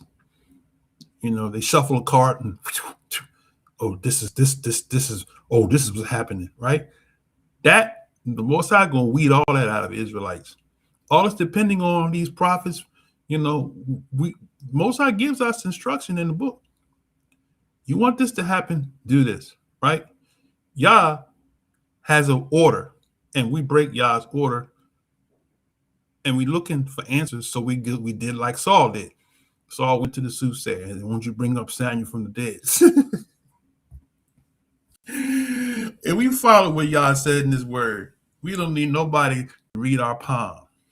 Can I get an amen? You want your palm read? Go in that book and see what the Most High said. If you do this, this is going to happen. Deuteronomy 20 is a prime example. Yah said, if you do this, this is going to happen. Blessed you're going to be in the city. Blessed going to be in the field. Blessed be the fruit of the womb. You blessed coming in and blessed going out. We want to violate all of that. We want to go hear somebody tell us, this is the number you should play. You play this number, you're going to win $1 million. So we go to Sister Cleo. I don't think she's living no more. I think we go to the Sister Cleo type. We got some Hebrew Israelite prophets that operate under that same spirit of Baal, of Jezebel, and they got a nerve to put the Most High in it. I had a rebuke a sister years ago. She was doing that. I said, sister, you tapping into the spirit of divination doing that? Oh no, it's Yah, the Most High. I pray. He speaks to me. I said, sister, that's the spirit of divination. What you doing? Yah ain't in that. The enemy. When we see the woman in Paul, your boy Paul had rebuked this woman, but I done went somewhere. Look, let me get back to where I was going. Sometimes we be reaching, and Most High will be sharing to free. But the point I make is the Most High gonna clean all it up out of us, right? We got the house of brothels. You know what I'm saying? Big time, bigly. In our community, right? That started in America. It started back in the land, right? Sukkot Bino. All right. Anyway, let me get back. So go back to Joel 3. So he says what? He gonna judge all nations for my people, right? See that? See how it's tying together now? I will judge them therefore my people and for my heritage.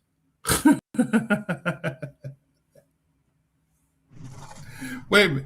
So we look.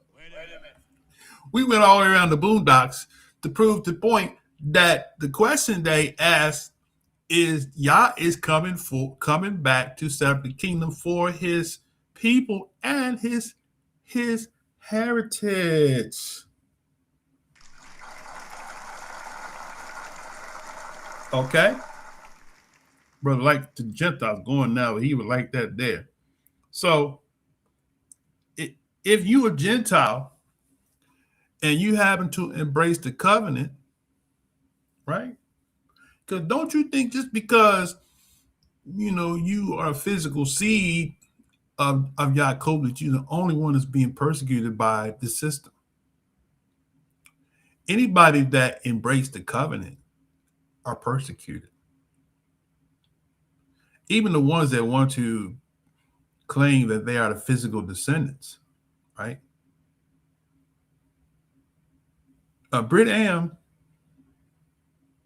may have some descendants that embrace the covenant.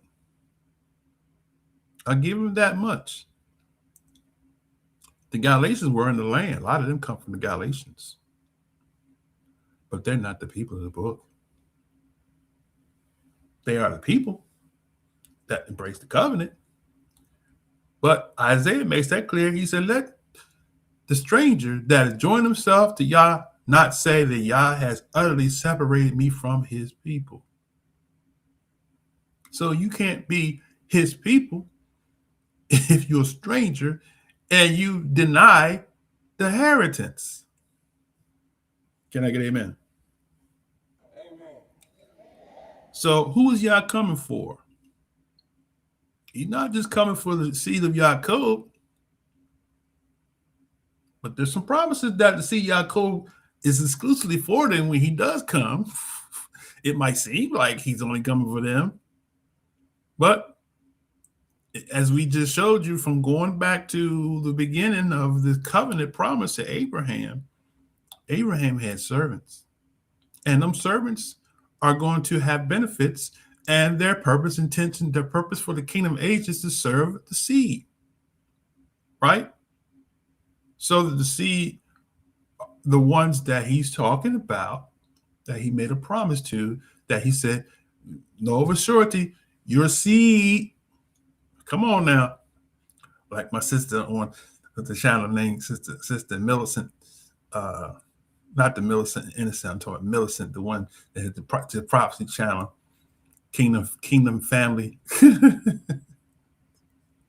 She says, come on. But the thing is that the Most High is going to gather the physical seed because that connects to the prophecies. The people didn't go into slavery. The seed did.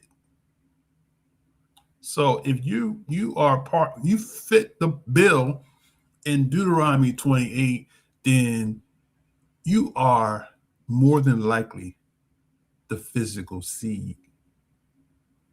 Did other nations go into captivity with the physical seed?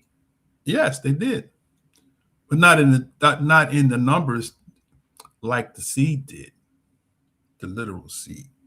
So that's how you know the literal seed, because the prophecies were specific to. We're going back to Joel 3 now. So look what he says here. He says, "I'm going to plead with them, therefore my people," because like I said, in that you have some of the people who Egyptians, Assyrians, right, went into slavery, so that they are the people. And for my heritage, for the inherited, this is the Hebrew word here. Is the Hebrew word, bring it back up. Where'd it go? Come on now. Okay. The Hebrew word nakala, or nachala. That's how, I think that's how you pronounce it. Nachala, which means inherited, occupancy, heirloom, right? The estate. He said, look what it says, patrimony.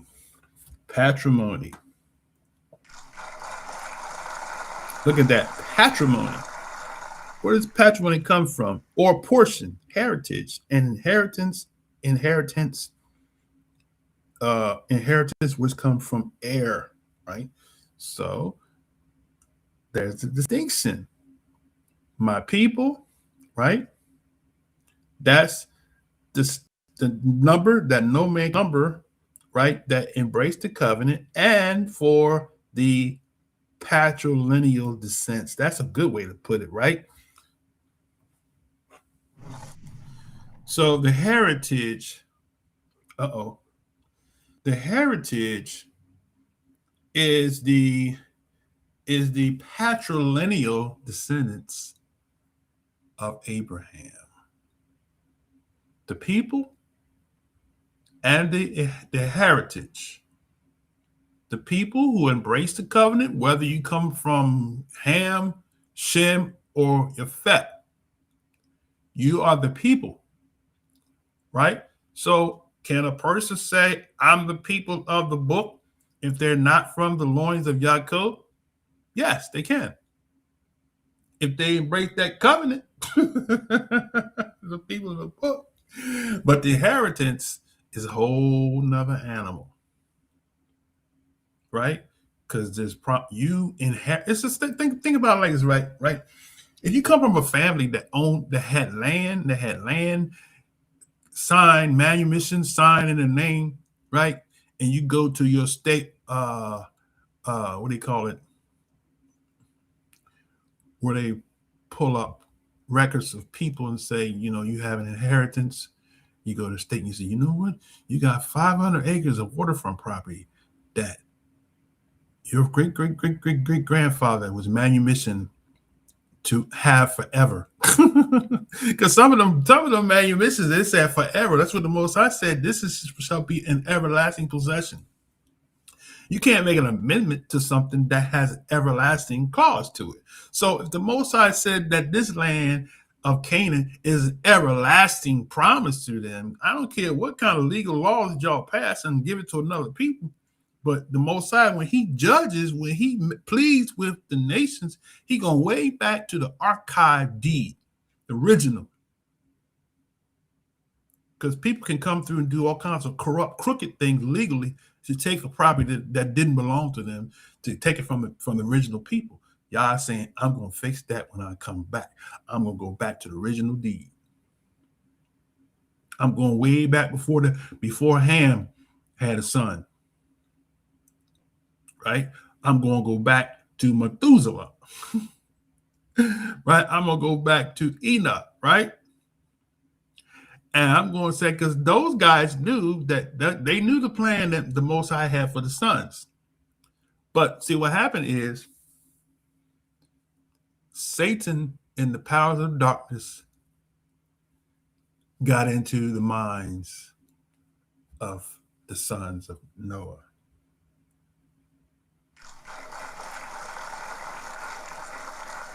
And that's where you come up with your crafty counsel. They have said, come, let us cut off the people so that the name of Israel may be no more in remembrance, right? So that's what happened. Now, as we close this question, prayerfully, we answered it. So he's coming for the people and for the inheritance, right? Now, verse 3 says that they had cast lots. So if they are in fact these people, right, they would have had lots cast for them.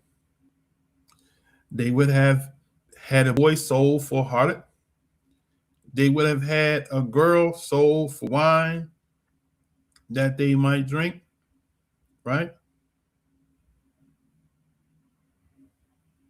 They would have had the silver taken from their ancestors' land and carried into another people's temples.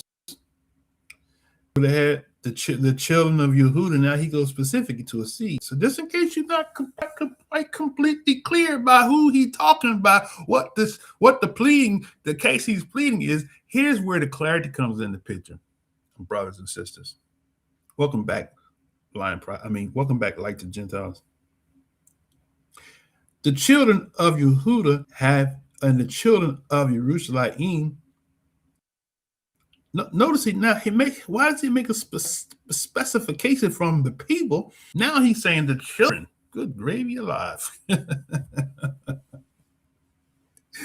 He said the children, Bain, some people say, of Yehuda, Yawadah, as my brothers say in the 12 tribe, in the One West Divisions, Yahawadah.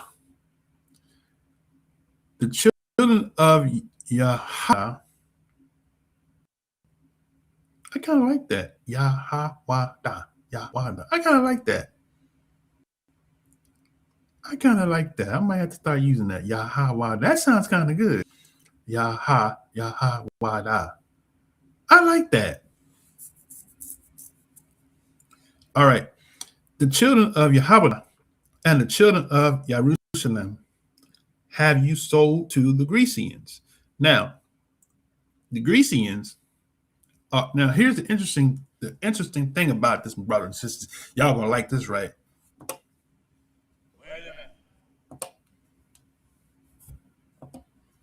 Y'all gonna like this one here.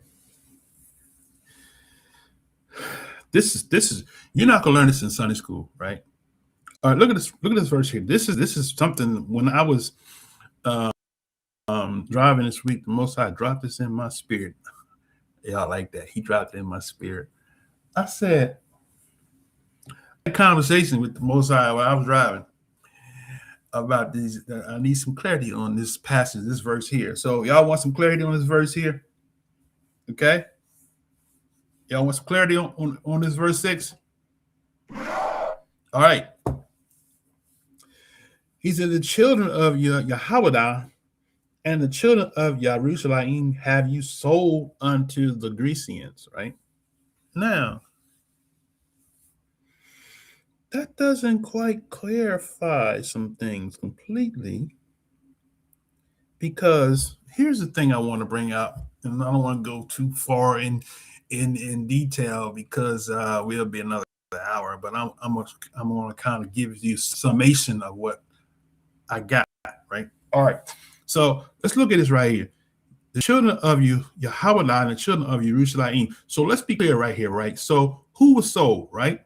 Was it the people, or was it in this verse? Is he talking about the people, meaning that could be anybody of any nation that embraced the covenant, or is he talking about the children, the seed, right? Is this tied into what the Most High said to Abraham in Genesis chapter, was it 15? No, of a surety that your seed shall be a stranger in the land is not theirs. They shall afflict them, serve 400 years, right? So this is actually the fulfillment of that, I believe. Okay, now, because when we look at this, he said, you have sold the children of Yahweh, right? And the children of Jerusalem. Okay, all right. I stand corrected. The children of Jerusalem is just like saying the sons of the covenant that embraced it. So you got two types. You got two sets here. You got the children of Yahweh, right? And then you got the children of the covenant, or the people. But the specification is that they were sold into the Grecians. Wait a minute.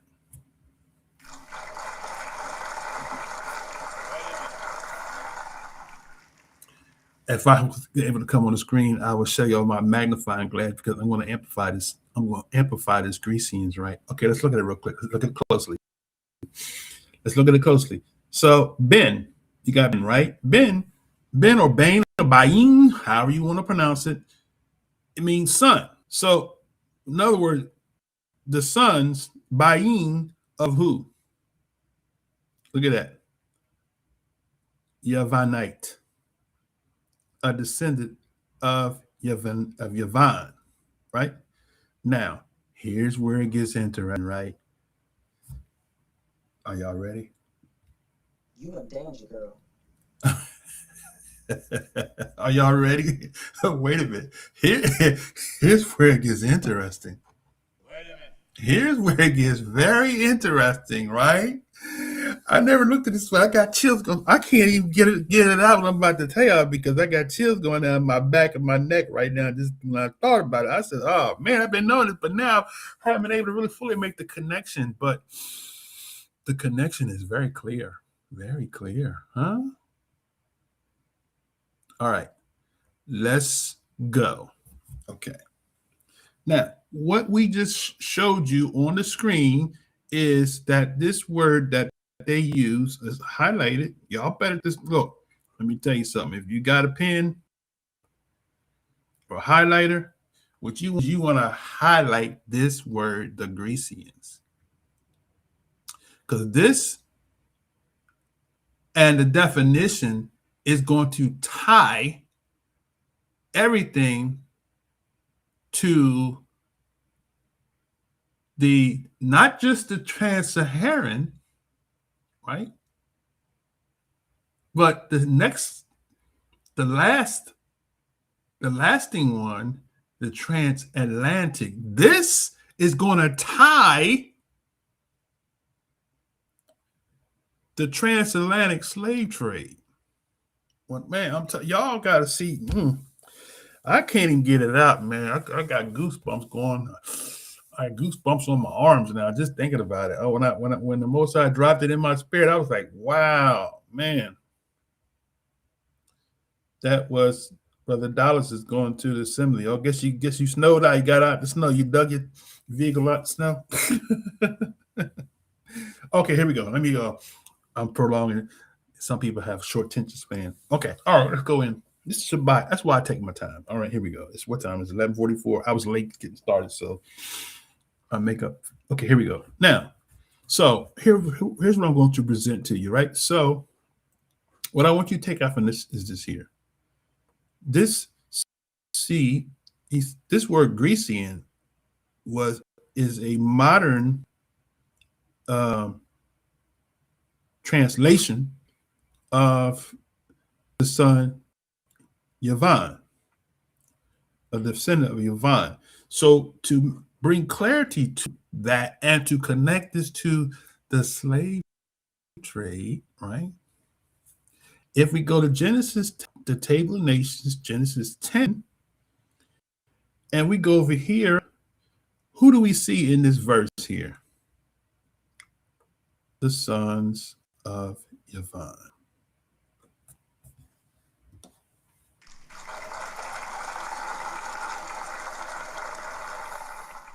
Now, when we break this down, the sons of Yavan are Elisha, right? Tarshish. On these two here, Tarshish and Kittim. We'll come back to Elisha and Dodanim.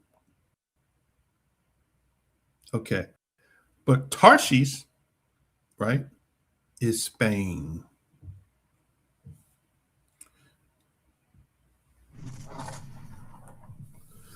So who was first? It was Kittim, which is Rome and Greece, right? They were the first, and then Tarshish was the ones that did the final, where he said you remove them far from their borders.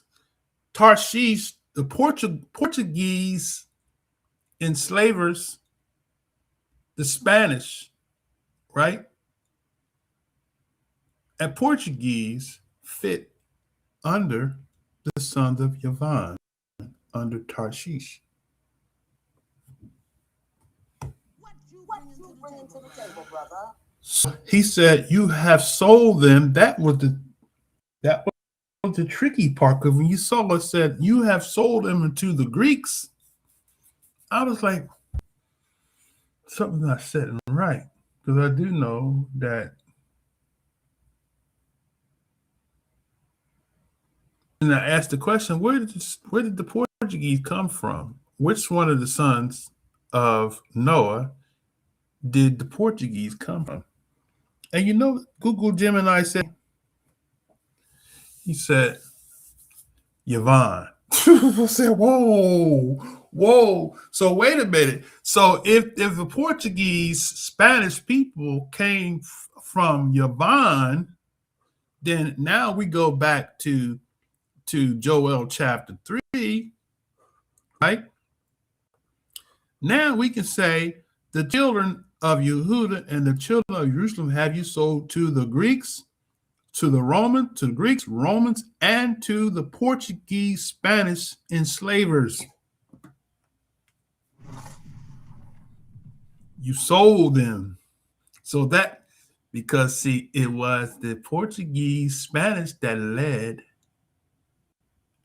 the introduction that led to the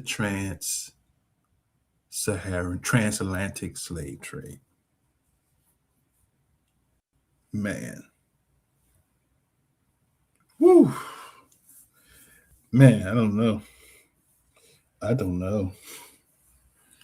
I'm like, this book is coming open.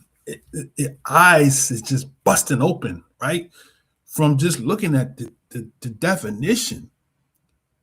They have sold the children of Jerusalem to the, and nobody can debate that. You can ask any of your scholars. You can pick one. Say, which descendants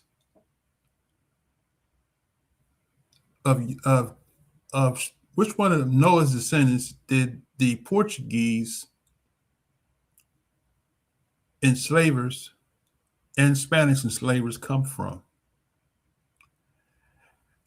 And overwhelmingly, they would come back and they would tell you, Yvonne. Yvonne. Man, I'm telling you, when that revelation dropped on me this week, I was like, wow. I was like ready to pull the truck over and get out and shout. It's like, whew. That's so detailed. I was like, wow, I never saw it that way before. Oh man, that's connecting the transatlantic slave trade to Joel 3. And so now when you go back into Joel 3, right? And you see it says here, right? Watch this now. So it's connecting the dots is what it's doing, brothers. So look what it says here. You sold them to the children of Yehuda, the children of Yahweh, and the children of Jerusalem have you sold to the Grecians, to the Romans, and the Portuguese, Spanish people, that you might remove them far from their border. Because see, here's the kicker. The Greeks and Romans didn't remove the Israelites far from the border because Egypt was right around the corner. So it had to have been another son of Yavon, as it says here, descendant of Yavon, that removed them far from the border. Who was that? Who was that? Portugal slave traders. Okay. Portuguese, and we'll amplify them in a future lesson. Where did they come from? Matter of fact, let me see. Hold on a second. Y'all really want to know? Y'all want to know? Okay, see if I can do this real quick. All right, hold on a second. Let's see. Let's do this here. I'm going to be creative. Okay, let's see. Let's see if I can do this here. Can I do this here? All right. Okay, let's see. Let's go to Google Gemini real quick. Let's see, Google Gemini. Where am I? Here we go, Google Gemini. And let's go over here. Okay.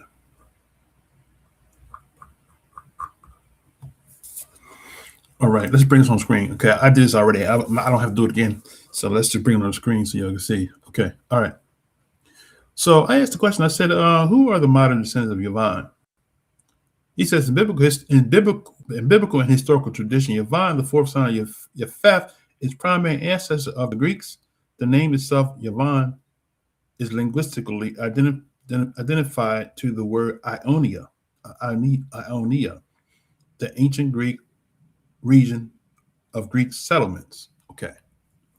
While the primary descendants are the Greeks, historical interpretations and the Table of Nations, Genesis 10, extends his lineage to several modern Mediterranean European groups, the core groups. Yavon is almost universally identified with the Ionians and broader Hellenic world, modern identity, today's Greek population.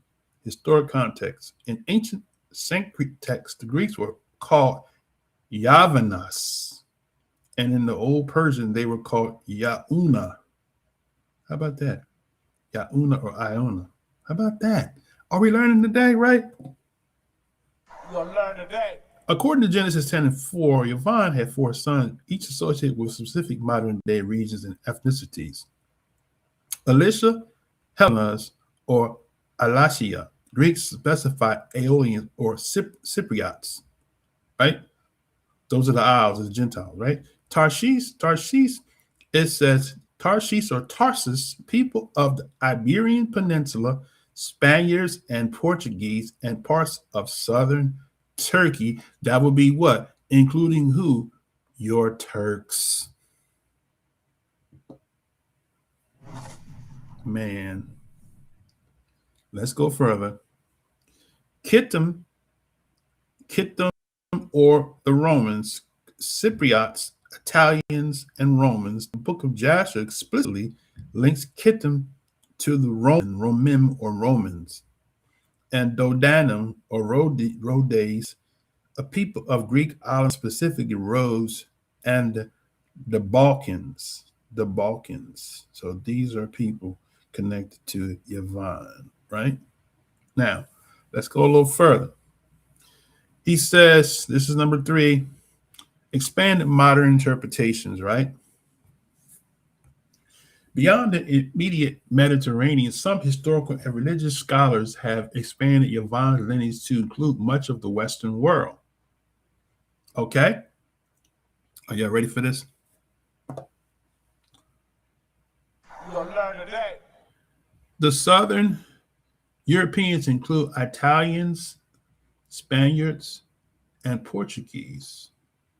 Based on migration and seafaring tribes, look in parentheses what it says here. The Isles of the Gentiles. Oh, the Isles of the Gentiles. How about that? Into the Western Mediterranean, Latin Romance nations, because Romans kicked them, conquered, and integrated with the Greeks. Yvonne and many modern Latin descendant nations are viewed through this lens. Then the Western maritime nations, because Yvonne's descendants are described as maritime people or seafaring, some interpretations extend this to other European coastal groups, including who? The British and the French.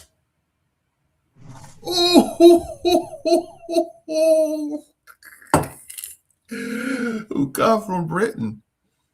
The Anglo-Saxon. Who dominated? Look, man, look.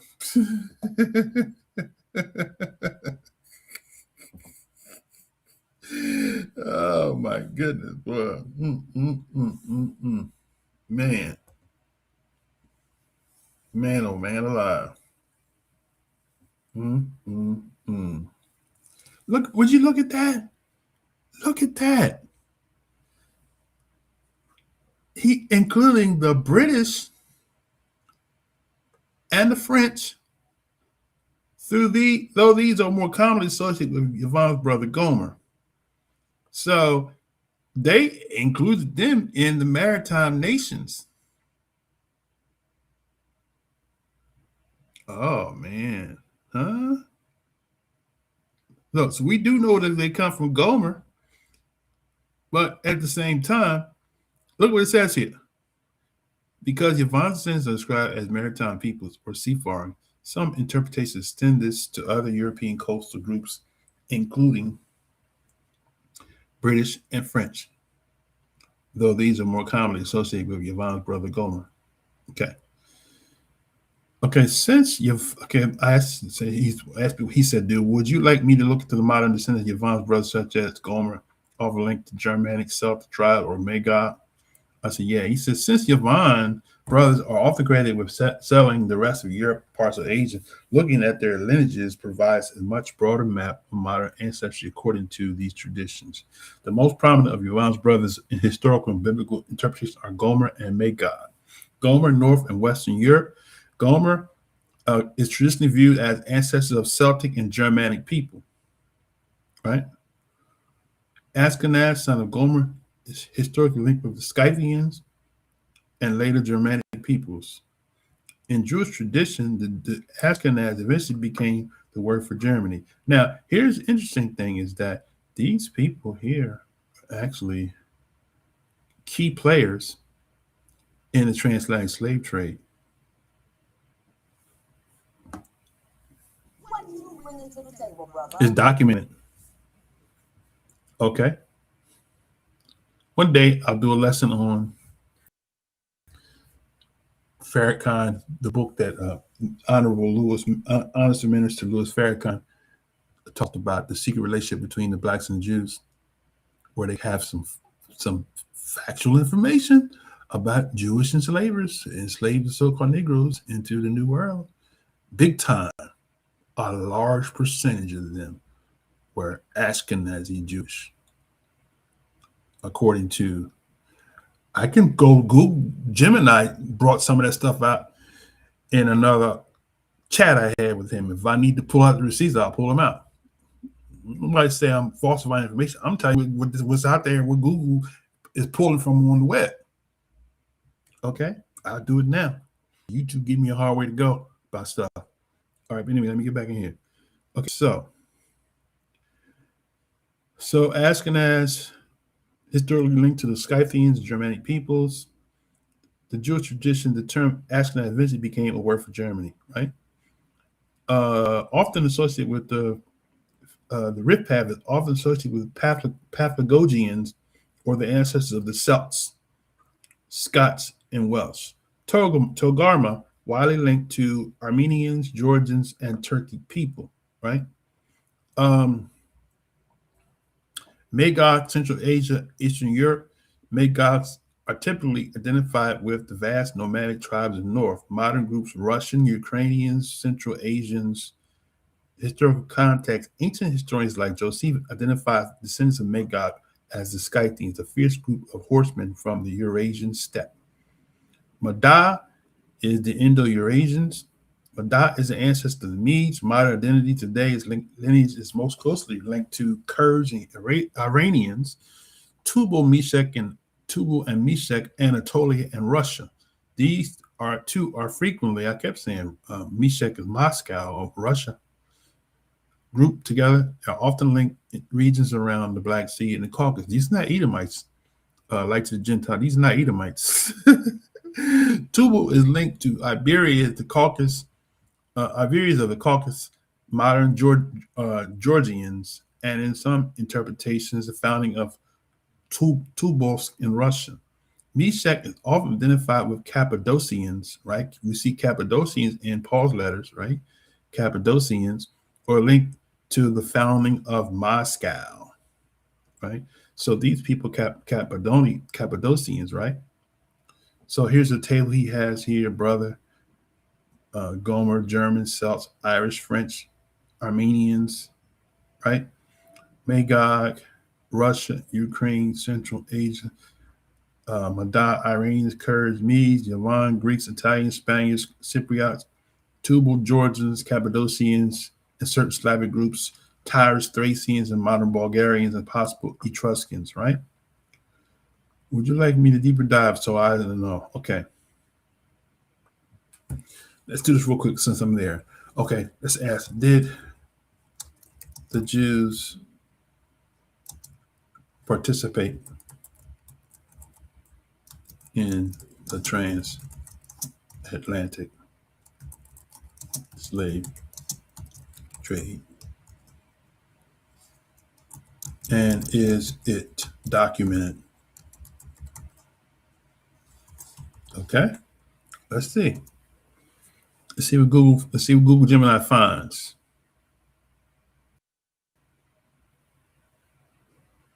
The question of Jewish transatlantic trade is well documented by historians who generally distinguish between the fact of participation and extent of what participation. Okay.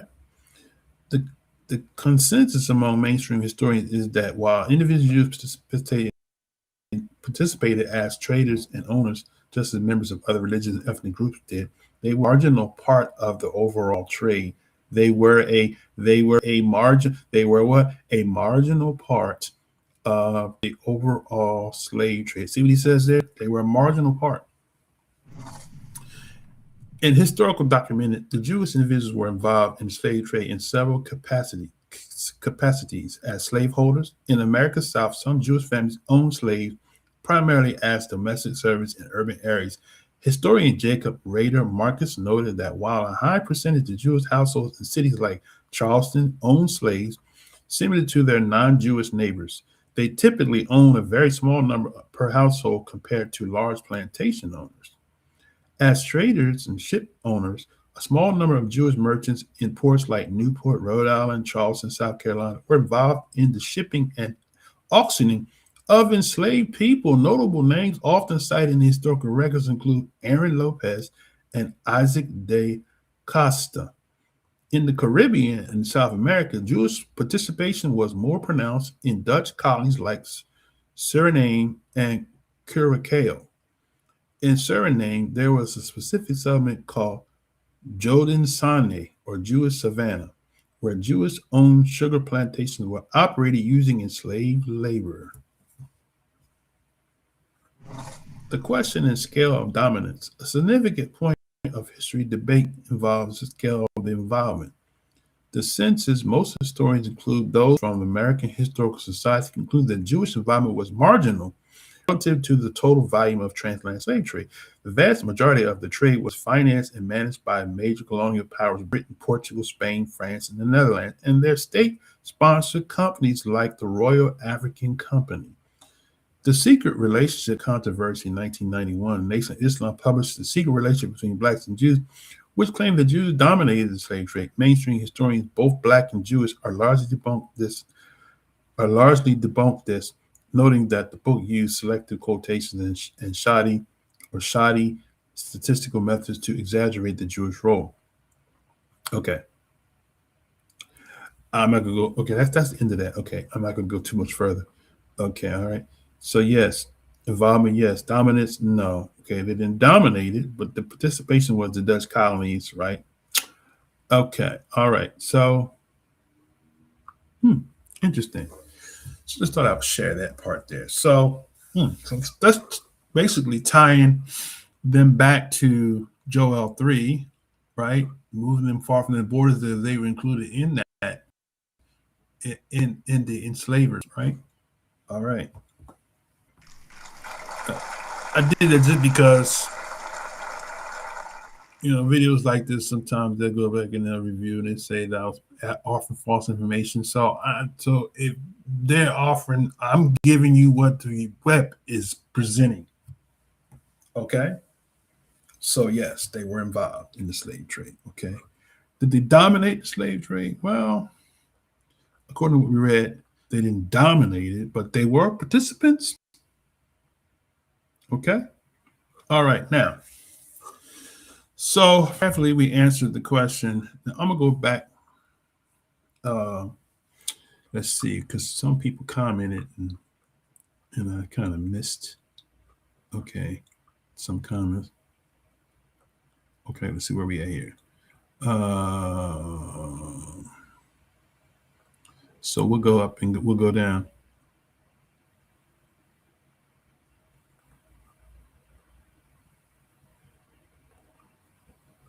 Okay, let's just go back.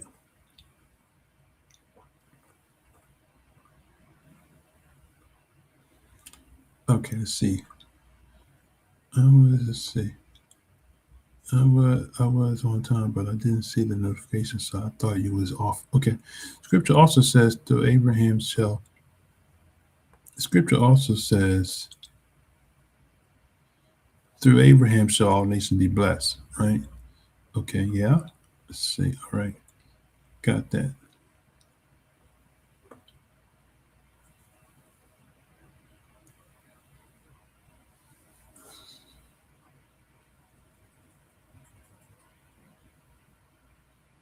Okay, so all so-called racists. Okay, all right. I hear the FBA tell me America is setting for the Bible. Okay, I don't know too much about all of that there, because you can put Israel anywhere you want. They are still one nation. Okay. Yes. Okay. Just a separate one. Okay. I heard that too. Okay. There's a whole lot of things people say. I said the dollars, they say this is a promised land. To shake my head, not sure how they got. Some Hebrews, I've heard some Hebrew Israelites taught that Jamaica was called Jamaica. I heard that years ago. Okay, all right. What did I miss? I missed something somebody said. Let's see.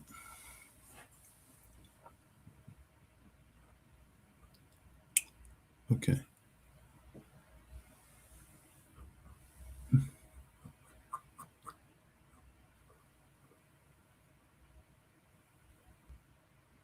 Okay, let's see. All right, let me see. Let me look at my pin comments here to see what's here. Do y'all separate? I'll tell you what I'm gonna do. I'm gonna go back and we'll add these questions that I pinned to next Shabbat's lesson. So I want to kind of deal real quickly with this brother that commented last week. And we'll wrap it up with this one here.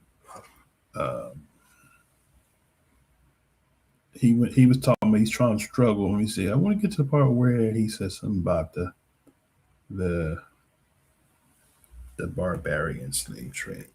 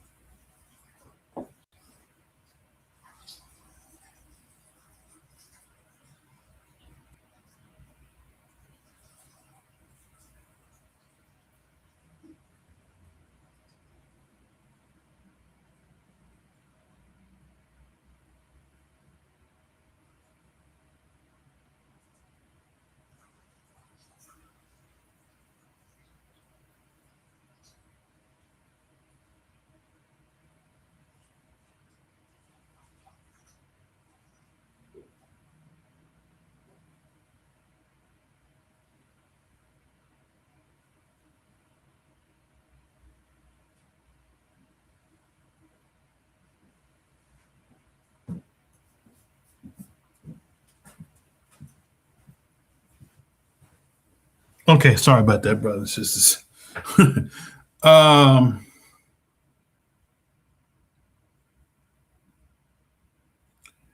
okay. So Aaron's kids became the high priest, but Moses' mixed kids didn't get position.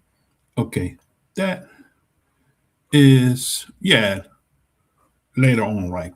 But that has nothing to do with the original priesthood, right? Priesthood wasn't predicated upon the sons of Aaron until after we rejected. That is Hebrew Israelite 101. If you are a subscriber to this channel, you already know we already teach that. Okay, the priesthood, Yahshua became under the order of Malak Sadak, which wasn't predicated upon tribes of Yehuda, right? It was predicated upon the promises of Yah, right? All right. So that's that for that one.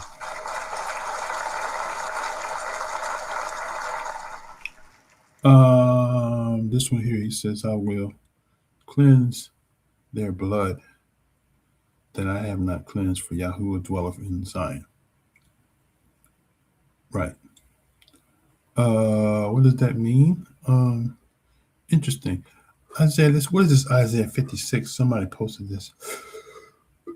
Is that where he says that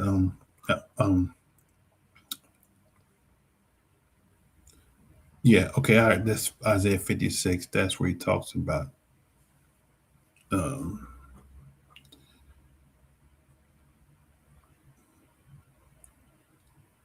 okay, where's 56 at?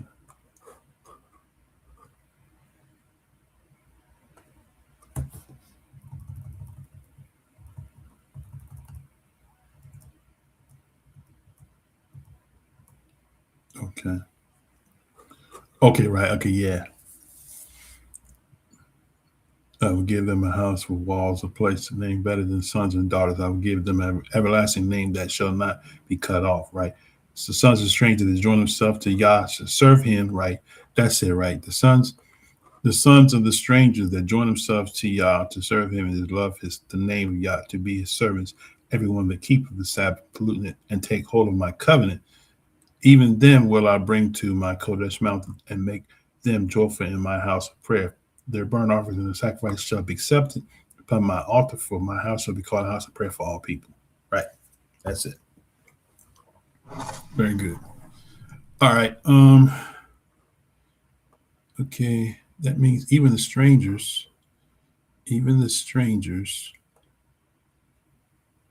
among the ancestors were melanated only based off of Exodus chapter 12.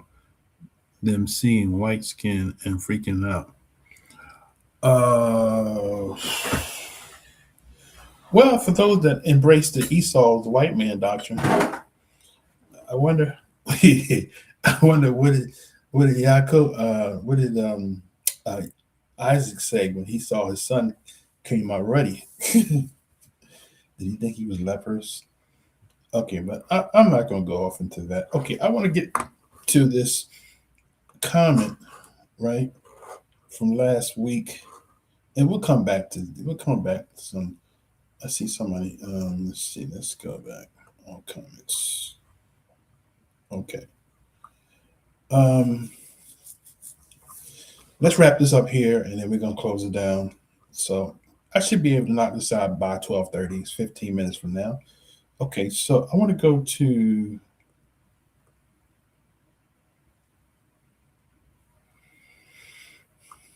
The one he said about the Barbary slave trade. Where is it at here?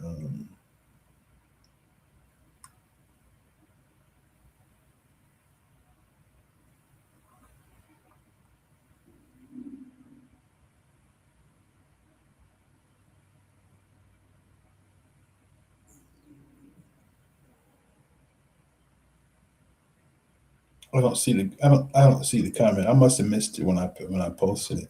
But he asked about the Barbary slave trade. So what I want to do is I want to see if I can bring this up. Just bear with me 1 second here while I do this. Okay.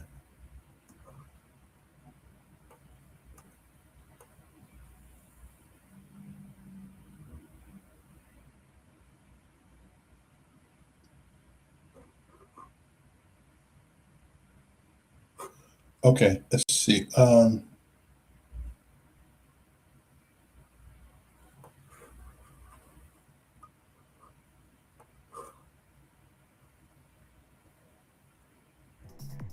on a second. Where did my Google Gemini go? Did I close it down? I think I must have closed it down by accident. Oh no, I didn't close it down. Okay, here it is right here.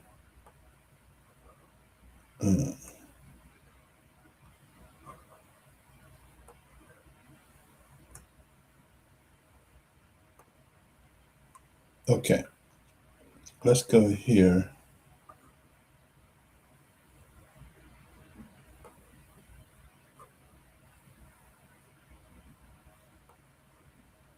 Okay.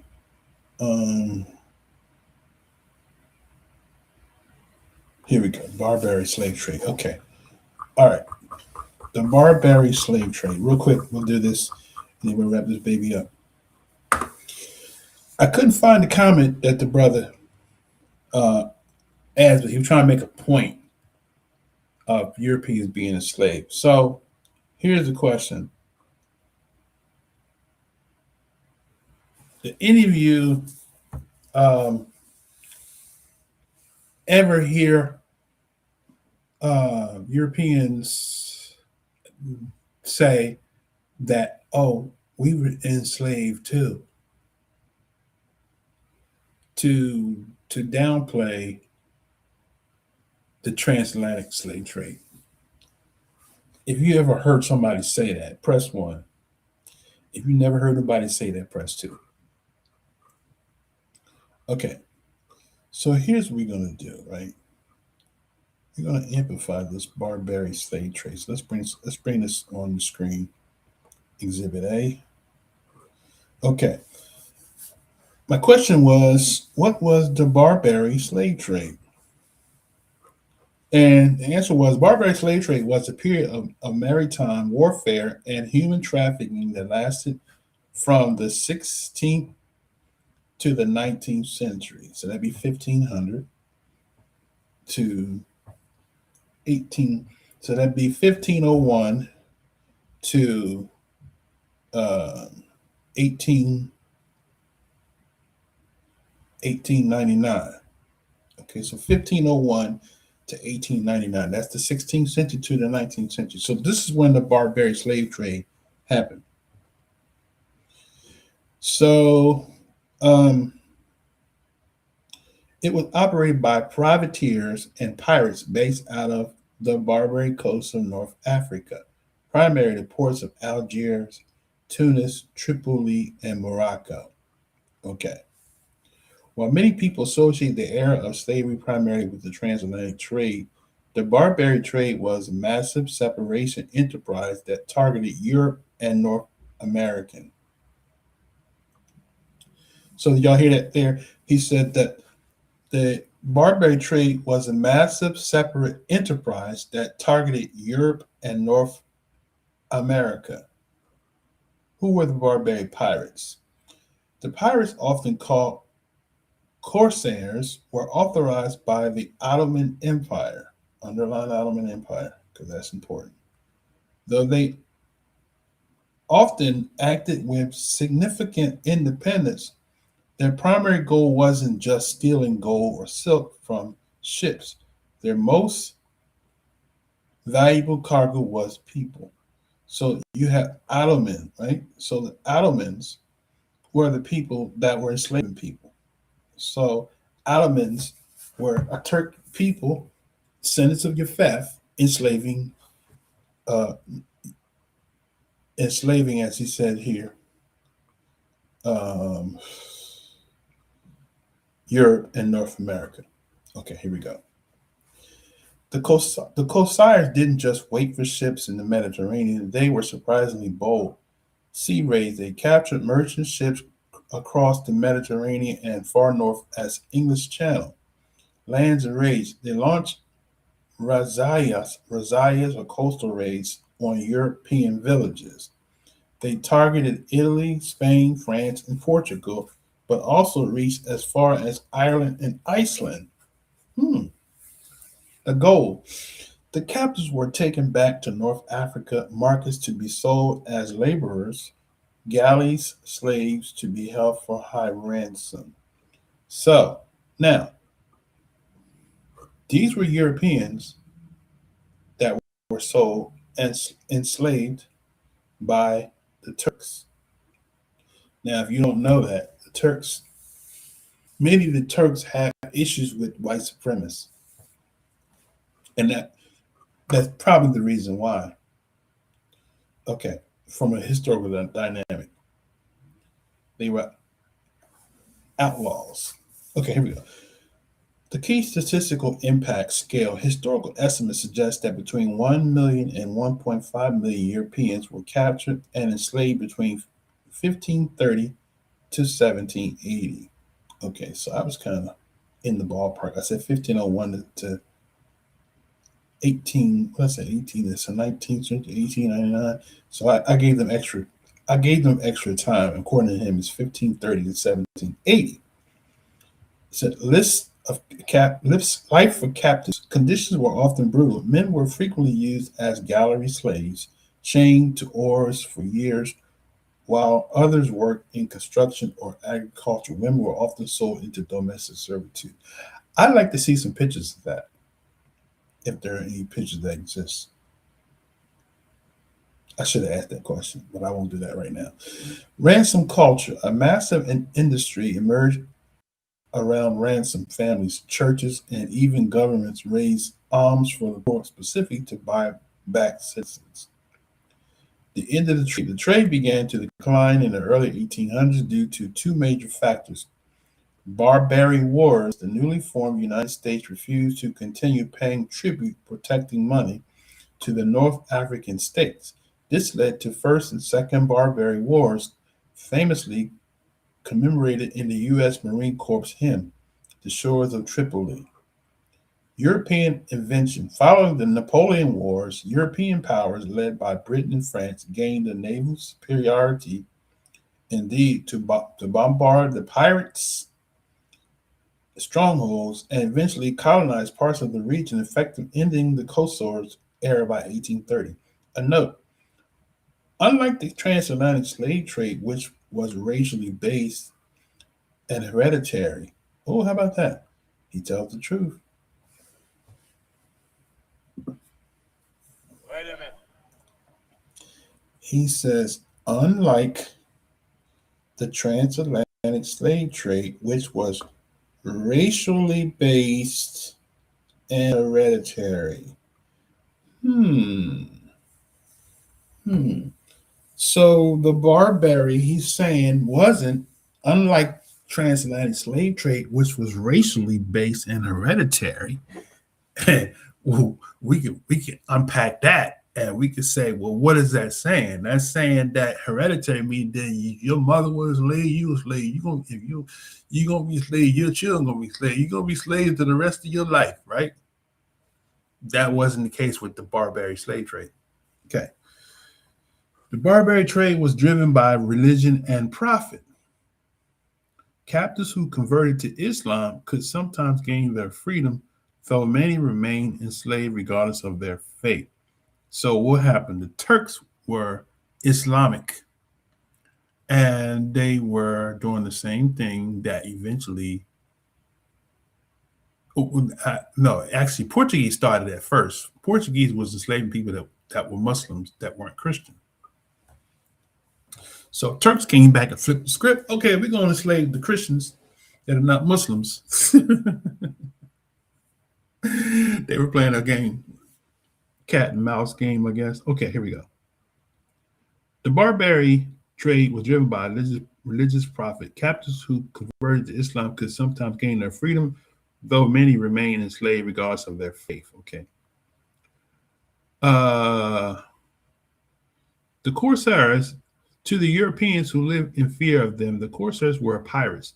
But to the Ottoman Empire and North African state, they were privateers, legalized naval entrepreneurs who acted as both a merchant navy and a frontline defense against Christian Europe. That's what I just said, right? The term Corsairs comes from the French corsaire, which in turn comes from the Latin cursus, to run, hunt. It specifically referred to those commissioned by the North African states, Algiers, Tunis, Tripoli, and Morocco. Who were they? A melting pot. Surprisingly, corsairs were not a single ethnic group. They were a diverse corporation of sailors and warriors. Berbers and Arabs, local North Africa, who made up a majority of the crews. Renegades. This is one of the most fascinating groups. Many of the most successful corsairs captains were actually European converts to Islam. How about that? They were former English, Dutch, Italian sailors who turned Turk to escape poverty or religious persecution in Europe. See, there you go, right? The Barbarossa brothers, ethnic Turk born in Greece, who found the modern Kossar state in Algiers, right? The different pirates versus Kossar. Look, I'm going to skip past that. All right. So I asked, are you saying that enslavers were a European who captured other Europeans? He says, it's a bizarre and often overlooked twist of history, but yes, a significant number of Barbary leaders and crews were indeed Europeans. While the trade was based in North Africa and operated under the Islamic Ottoman banner, it was essentially a multinational corporation of seas. Here is how the dynamic worked. The renegades, European converts. In 16th and 17th centuries, thousands of Europeans, English, Dutch, Germans, and Italians voluntarily moved to North Africa, converting to Islam. Okay, so this is kind of actually a predecessor for next week's lesson. How did North Africa become white? Watch this now. In the 16th and 17th centuries, thousands of Europeans, English, Dutch, German, Italian, what did they do? They weren't indigenous. They voluntarily moved to North Africa, converted to Islam, and joined the Corsairs. They were known as renegados. Right. So now, for the 12 people that's left, as a precursor to next week's lesson, if y'all permits, how did North Africa become white? The white people voluntarily moved and converted to Islam, and thus you have your Greek, Turkic people who predominated and to this day are still there in dominating North Africa and saying we're the original people. And it was just saying here that they voluntarily moved to North Africa. bringing to the table, brother? All right. Why did they do it? Life in Europe navies of the time was brutal, low paying, and strictly hierarchical. In Algiers and Tunis, a talented sailor could rise from a common deckhand to a wealth admiral based purely on skill. Okay, the skill gap. These Europeans brought advanced Atlantic sailing technologies, square rigged ships to the Mediterranean. This allowed the barbaric states to sail much further than their traditional oared galleys ever could, enabling them to reach places like Ireland, Iceland, and Newfoundland. Europeans capturing Europeans. Because the renegades knew the European coastlands and languages perfectly, they were the most effective slavers. Case in point, the most famous raid. Oh, okay, I'm going to skip that part there. Okay, I want to go down here a little further.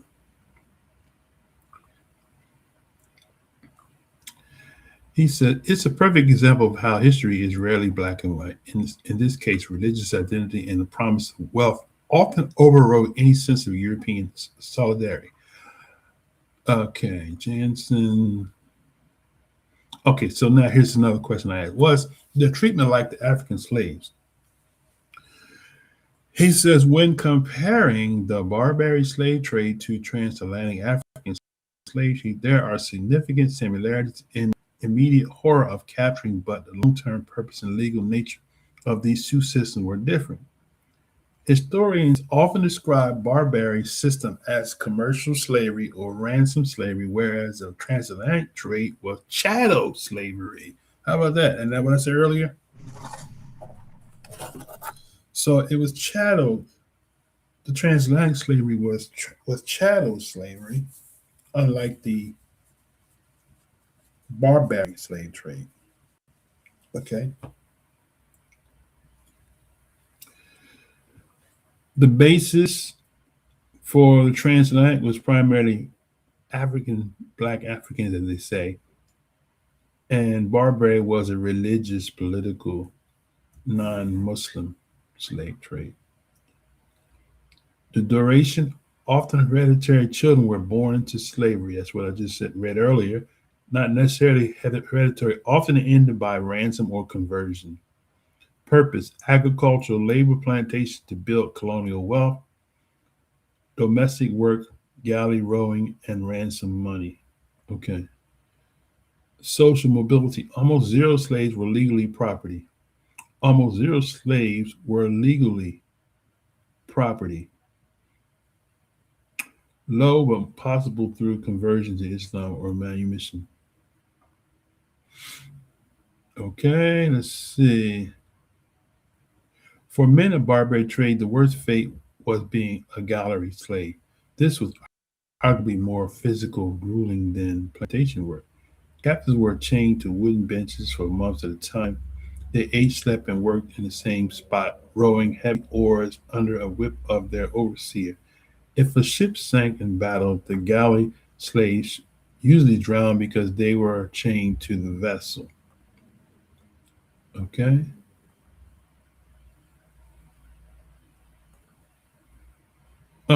Slavery as a financial asset. Let's see.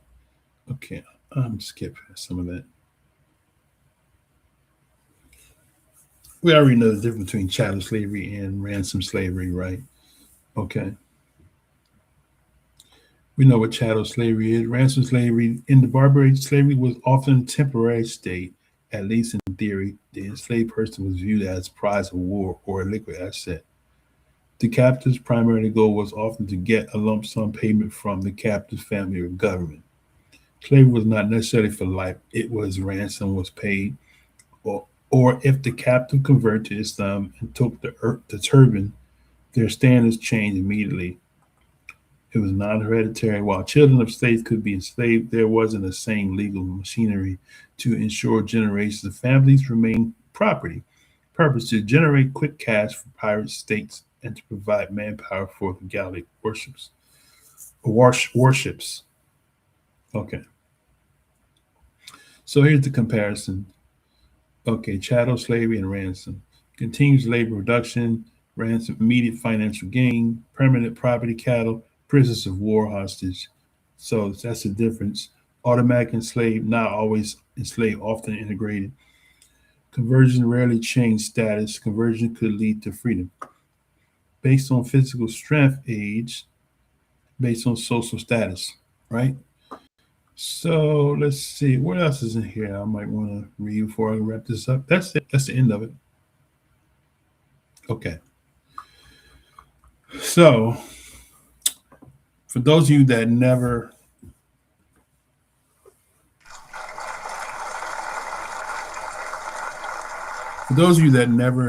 knew about the Barbary slave trade, now you can say, if somebody ever mentioned you, they say white people was always enslaved too. So you have something that you can talk about. Say, well, it wasn't the same as the chattel slavery, and ask them because you're using that as grounds to say, oh, the slave trade was different. Okay. Now, with that said, before I wrap it up here, anybody want to come to let me just close out the session, and then I will, with the 10 people that's still here, for it as the room has thinned out, if you want to come back and have a personal conversation, you want to come on the screen or you want to talk, I'll do that. Let's just close up the session, and then we'll come back if you're still here, if you want to come in for a few and just to greet the people. All right. With that said, I say, Father, thank you for those that joined today for this live stream, those that come later on, those that are keepers of the covenant of YAH, that won't come in contact with this channel at all, but are keepers of the covenant of YAH. We pray the peace of YAH that passes all comprehension, keep our hearts, minds, to Yahshua Messiah, to meet again at the point in time. We say hallelujah, hallelujah, hallelujah, Shabbat Shalom.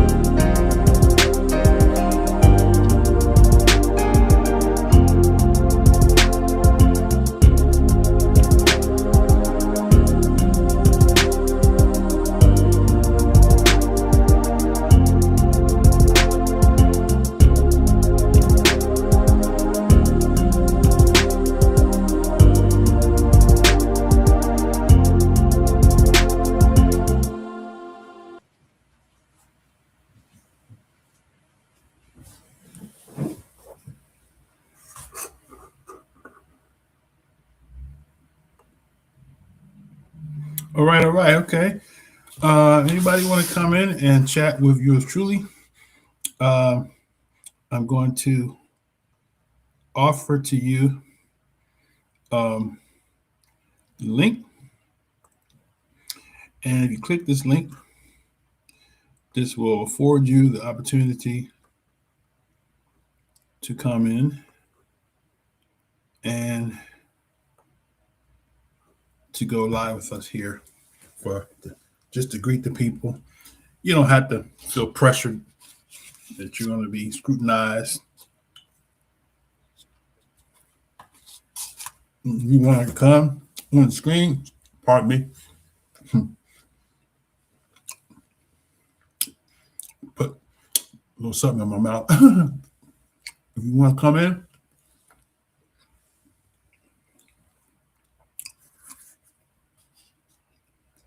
and greet the people.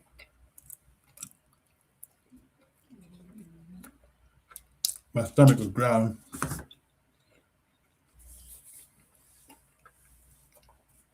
I had to put something in there.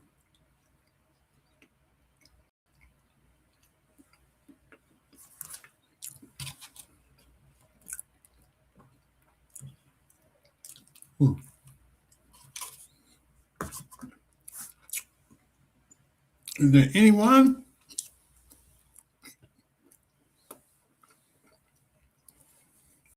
getting ready?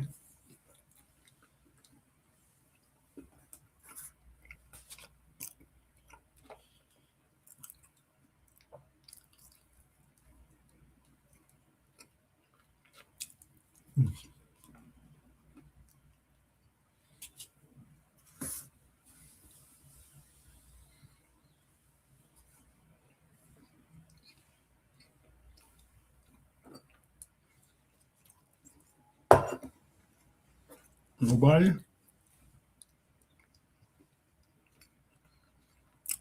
I'm going to wait for till 12:45. If nobody comes in and responds, I'm going to go ahead and close down the end of stream. And we'll see you all again. I got somebody. I'm already just saying. There he is. There he is. You at the class? Yep, at the class, man. Sitting here, getting ready to do this lesson in a minute, man. Hey, but good breakdown, man. Good study today. For everybody. Huh? I said, told everybody. I was sitting there eating a Cinnabon. Yeah. I man, fell asleep yesterday evening. I didn't prepare me anything for the day, man. So I'm gonna be dogging it out until sunset. Right. Mm-hmm. Well, you do like I did. My lesson wasn't prepared. Yeah. Well, I'm doing a part two. You know, I'm talking about as far as preparing for food. I didn't really prepare nothing food. to eat. Right. Yeah. Mm-hmm. Yeah. Today Somebody we got part two. Huh? Somebody bring you something. I ain't nobody bringing me nothing, man. Shoot, it'll be a blessing if they bring themselves. Yeah, we've been kind of light in the past month. Yeah. Uh-huh. But how y'all weather this morning? Oh, I'm wearing a jacket, so that's about saying it all. It was about 50 degrees. If it made 50, it was 40s when I came in. So yeah. Oh, that's a whole lot better than here.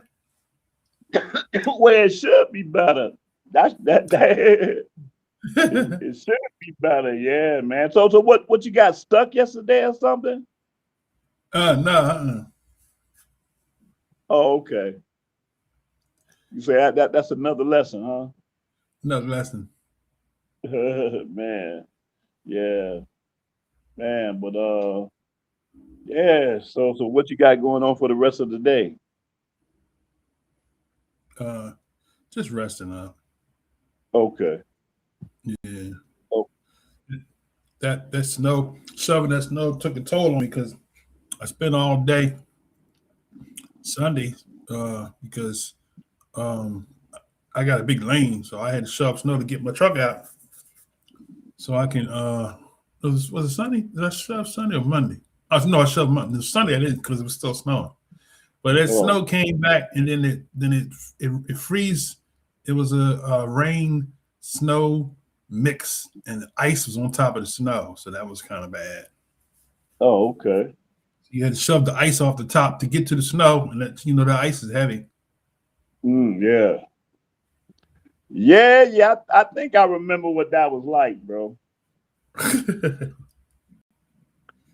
That for me, that was a whole nother lifetime ago, man. I can't even imagine, man. Well, Chicago didn't get a lot. Well, when I was there, it didn't get ice; it got snow. But ice is like an East Coast thing. Oh, okay. Yeah, so you get like freezing rain and ice, and it's, because I don't know if you was in Philly, did you get any freezing rain, freezing ice? I was in Philly for one winter, and it was actually it was kind of mild. It was pretty mild for me, man. It snowed, and it was a really mild winter the year I was there. So you was only in Philly for 1 year. Well, for one winter. Okay. I got there. Yeah, I think we left before the next winter came in. Okay, so you came back. So I was there. I was there for a year and a half. Yeah. I was there for a year and a half. Yep. Yeah. I think when I first went to Chicago, it was like nice, and then winter came, and then I think one year when I was in Chicago, it snowed big. They had to shut the highways down. Wow. It was like a blizzard or something. Yeah. Yeah, man. My mindset, man, that's all dangerous to me, man. I just can't see it. That's just some dangerous stuff, man. I wouldn't know what to do if I was in that type of climate. Man. Mercy. Well, those were the good days back there. Yeah, actually, I had posted a video earlier, right before you came on. I posted a video. It's a song that Sister Naya had did. You might have seen it before. It's what's the name of that song? It's called I Need You to Survive. You heard that one? Yeah, so she did a little video and got a lot of pictures and stuff on there. I don't know if you saw it. Oh, it's on your Facebook page? Yeah. She got pictures with you in it, from back in the day or whatever. Wait, let me see. I got to see that now. It kind of reminds me like the video montage you do on the song that you do. It's almost just like that. But she did this it's about 15 years ago. Oh, okay. Wow. Yeah. 15 years ago. When you see it, you probably want to put that in your thing too. Cause like I said, cause you're in it. A lot of us is in it from like, hey, that was around the time when we went to Tampa, remember? Yeah. Let me see. Hold on. Who put it up? Not Sister Naya. Oh, I'm looking at your post. Demond Wilson died today? When? Yeah, he died earlier. Yep. Yeah. Yeah. You big dummy. But he was a man of YAH. You know that, right? Yeah, right. Let me see. Okay. Yeah. Let me play it. Can we play it? Oh, yeah. Okay, let me see. Hold on. Let's see. Share screen. Entire screen and audio. Okay. This one here. Okay. All right. Share. All right. The music. Oh, okay. I forget about that. Hold on a second. How do I? Let's see. Let's do this here. I'll tell you what I'll do. Let me stop sharing. I'll do another one. Okay, I'm going to share screen without the music. Let's see. Share screen. Entire screen. Okay. Wait, whose song is that? I Need You to Survive. Whose song is that? That's Hezekiah Walker. Oh, okay, yeah. So you don't hear the music, right? You just see the video, right? Right. Now this show, all people know that you are my disciples. Okay, let me see. Wait, I gotta back it up. I gotta pause it. Okay, let's see. That's Elder Yona, right? Uh-huh. That's Israel. That's Neriyahu. That's Obayahu. That's Prince Israel.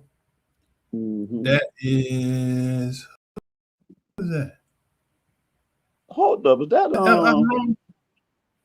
Aharon? Yeah, I couldn't tell, right? Okay.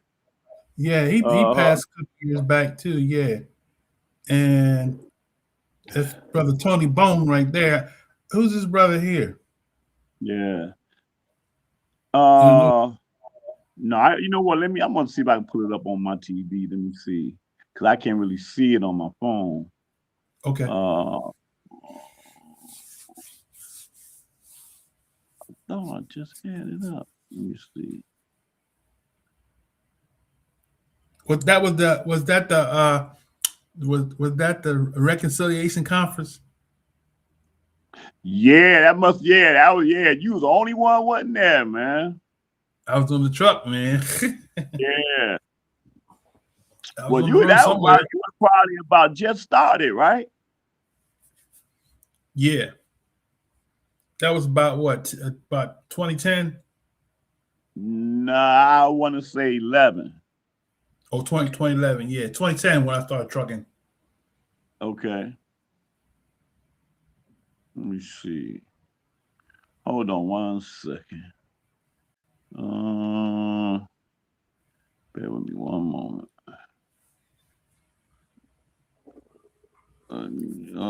Yeah, I think that's Elder Aharon. The brother, I don't know him.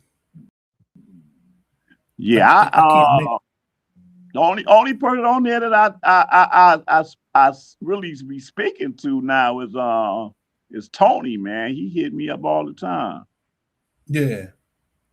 You know, he lost his sight. Yeah, so I would say he lose his sight. Yeah, because I know he had sugar diabetes. Yeah, but he was heavy on the herbs and stuff. What happened there?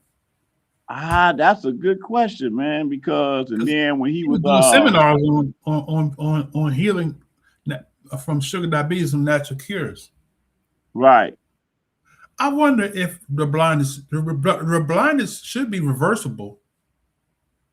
Hey, he done had it for like years now, man, and I think they done gave up with treating it. Now I think he's still dealing with still getting treated for the diabetes, but as far as the blindness, man, he pretty much reconciled himself with that now. You know, I wonder but when he I wonder if it was some stuff Glycofix I was taking Glycofix. And Glycofix, well, they can't use the word cure, but it sugar diabetes stabilizer. Yeah. Right. Eliminator. Yeah, eliminator. Let me see. So that's okay. So I'm looking at the next shot. That's me and Israel. Man, I had no. You call him Israel? Yeah. Yeah, I call him Ezra YAH, I think. Yeah. Oh, he was, because that's way back then. He was Israel then. I mean, we all kind of graduated our names. Yeah. Okay. I was YAH race back then, remember? Right, right. That's funny. You were just talking about that, right? Yeah. Okay. Oh yeah, this is Jacksonville. So this one is me You mean on the Tampa? left, Tampa, and I don't know the sisters here. That's Kazaquia's son, right, on the front. Probably so. Yeah, I let me see. I don't know if I can. I'll try. Oh, I found it. Hold on. I just found it. Okay. Yeah, I can see it on my big screen. Um, Let me see. yeah, yeah. Mute Oh your yeah, I see music that. so it don't Right. blend through. I see it. I see it. Yeah. Okay, let me see. I Yeah, tell I you what, see a start from little. the beginning. No, I'm at the picture you at. Oh, you where I'm at? Okay, okay. All right. So you got that's Kazaquia's son. I don't know who the one sitting next to him is. Yeah, I The forgot who one on that the is. front, is that Neriyahu's wife? Or is that Let me see where's she at. She's in the dead center, right behind the sister in the blue, light okay? blue. Okay, let me see if I can let me see if I can tell you where I'm at in the video. I'm in 31, 30, No, 30. I'm looking at what you're looking at. Yeah. Okay.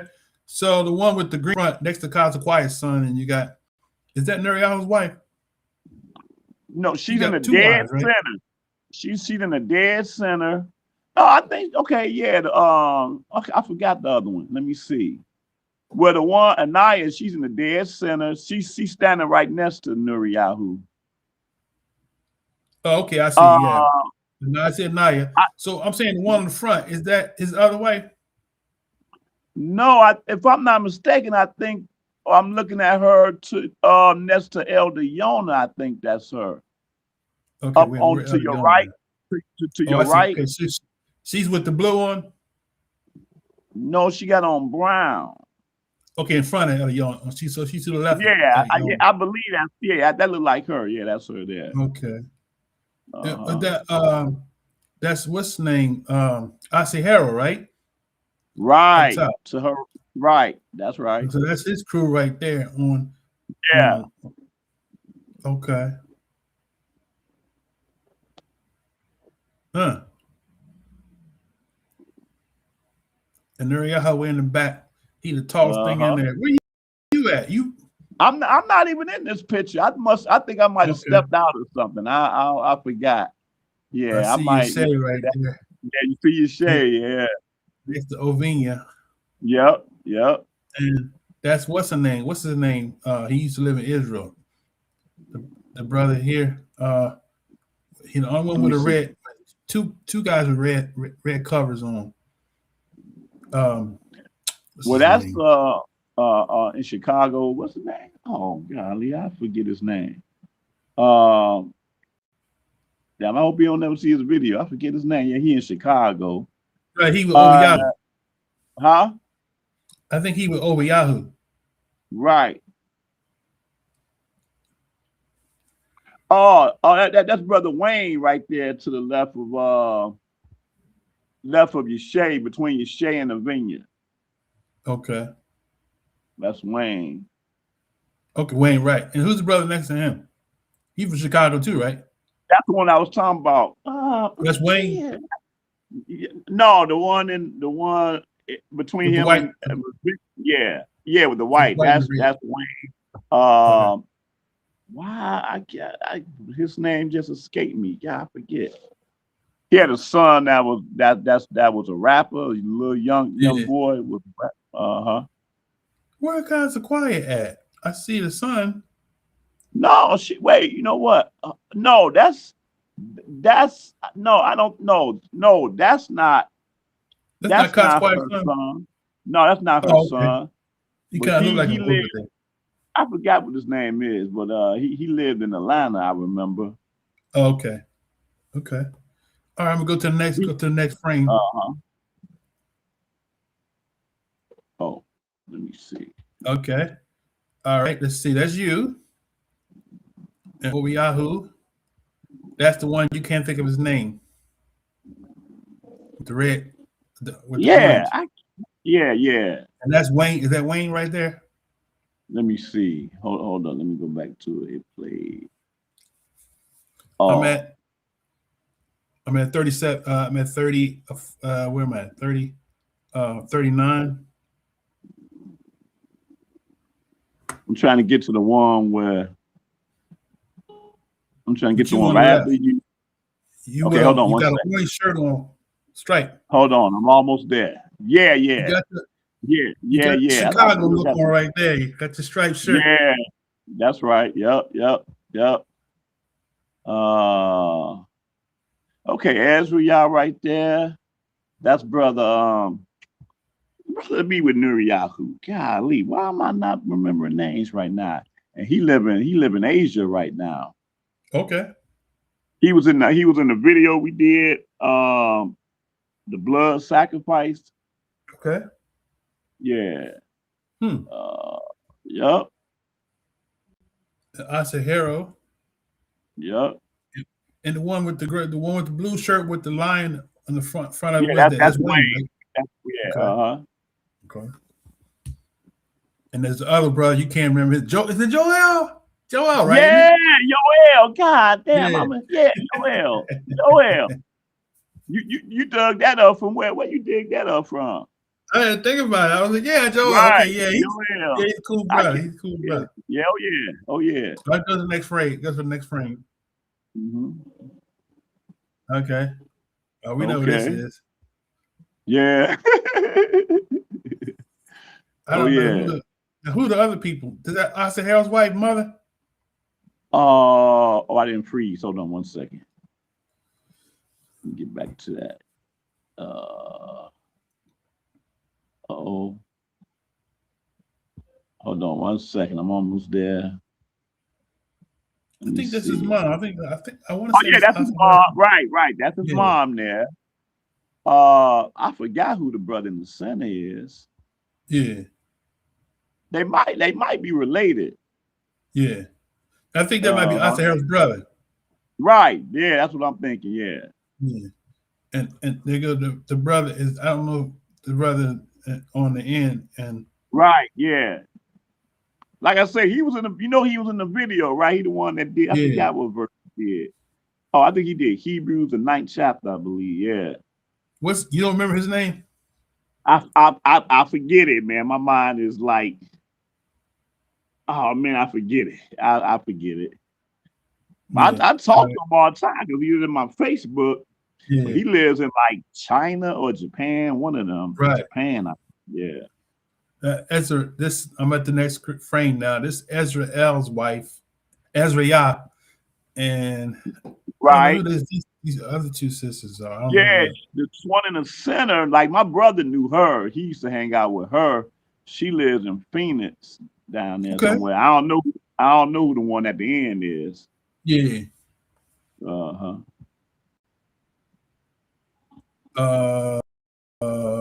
Is that okay? Off the bat, I don't know any of them. Okay, I was gonna say I thought it was. They might be related at first, but it's not. Yeah, they might be related to KOY. I think. Okay.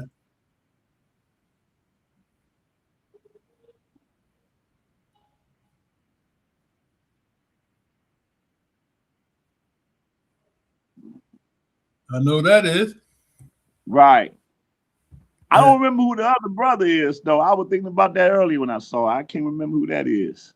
That's Eliona. Oh, is it? Uh-huh. Oh, okay.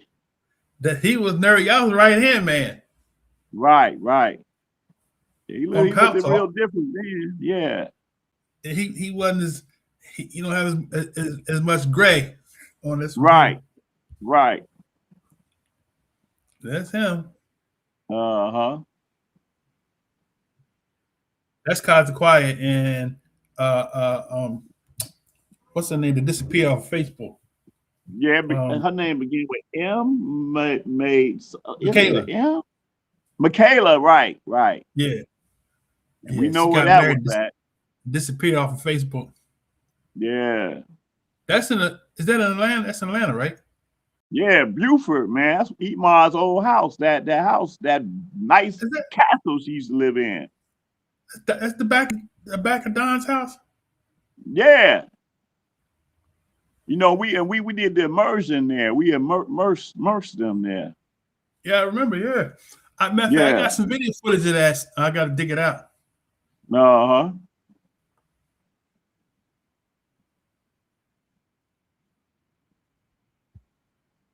Okay, I don't know who this brother is here. Oh, it's Asa That's Harold. Oscar. Yeah, Oscar, yeah. Look, he young there. Oh yeah. We look like now. He got great everything, right? I haven't seen him in probably a decade now, at least. There you go, Tony. Is Tony still blowing the shofar? That brother can blow that shofar, man. Yeah, Nobody can beat him with that shofar. he still blow it. He still blow it. Yeah. That brother got a touch on that shofar, man. Mm-hmm. He used to embarrass me when I said, man, look, why are you gonna show up with your shofar, man? You know I can't blow like you. Hey, but that's bread and butter, man. That's what he do. Yeah. Okay, I don't know who these are. Yeah, they might be related to KOY too. I'm not sure. You got the KOY know. look, yeah. I don't know who this joke is, huh? I wonder the YAH. I wonder who's leading the camp down there. Uh-oh. There you go. No gray. Yeah. That Edward good, ain't he? Now, who would you say just now? Huh? Who did you say leading what camp? Oh, Minister Information. These videos of him on YouTube. He said, I'm the Minister of Information of Kingdom of YAH in Dimona. Oh. Is it Lamadiel? I forget. Yeah. I was asking who's leading the camp now, because I saw ICL's funeral on YouTube. Uh-huh. Did you ever meet ICL? Yeah. Oh yeah. Chris ICL. Uh-huh. Farrakhan spoke at the funeral. Yeah, I was listening to some of it when they was playing it. They had a live feed to it. Hey, Shalom. Matter of fact, I remember the last time I saw him was when we was in Chicago for the reconciliation. I went to the Soul Veg and he was there then. And I invited him. I said, man, we got a big conference going on the west side, but he kind of played it off though. I wanted him to show up. I thought he would have enjoyed it. Yeah. Yeah. That was Got your book on the screen. Yep. Kela Sakula. Yep. Uh-oh. They got Malachi Ministries. Who did this? Huh? Uh-huh. Oh, Simone. Who that? Yeah, you're safe. Oh, you're safe. Simone, brother. All right. Comedian Israel. And she got them on. Uh-oh. That was the Tampa. That was the we all have computers. Look. Oh, you the only one don't have one. Oh, no. I stopped messing with computers a long time ago. So that just probably was about as long as I did. Yep. Eliona got his. Yeshe got his. I got mine. We all spoke at that conference, right? Yep. All of us. Yep.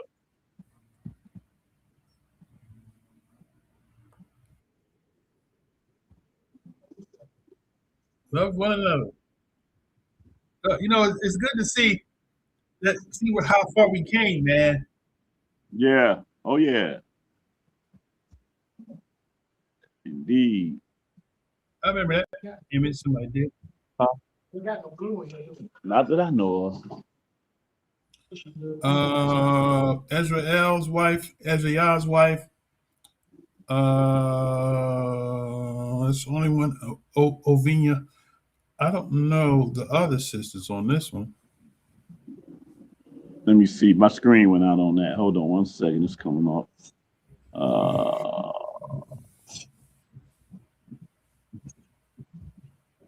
Okay, yeah. Let me see. This should be good. Okay, yeah, I'm on here. Let me see. Oops. It went. Let me see.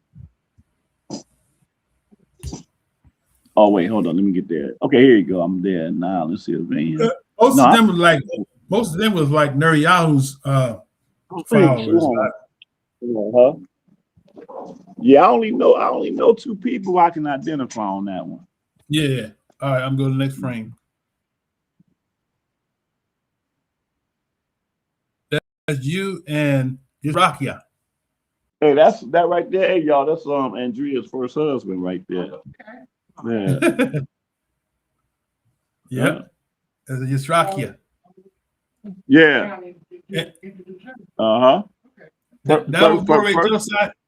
That was Boris Josiah's right hand man. Yeah. He was a right hand man. Yep. That's before he got locks.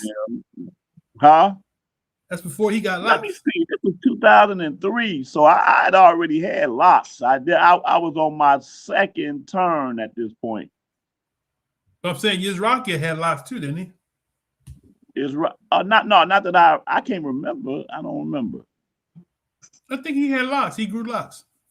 Okay, yeah. Man, my memory, I can't remember.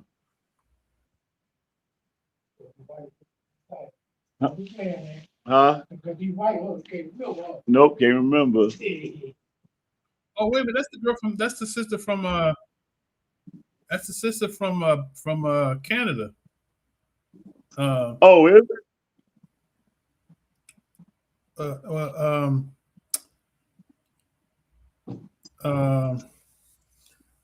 Which one? The younger looking one? Yeah, on the right. Yeah. Okay. I got a cousin look exactly like her. I don't recognize the name. Ari, it's an Asia, y'all. That's not the name I knew her.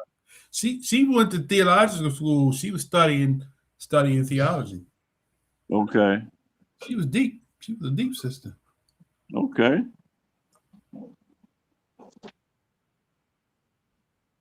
That's Anaya and oh, that's Andrea there, ain't it?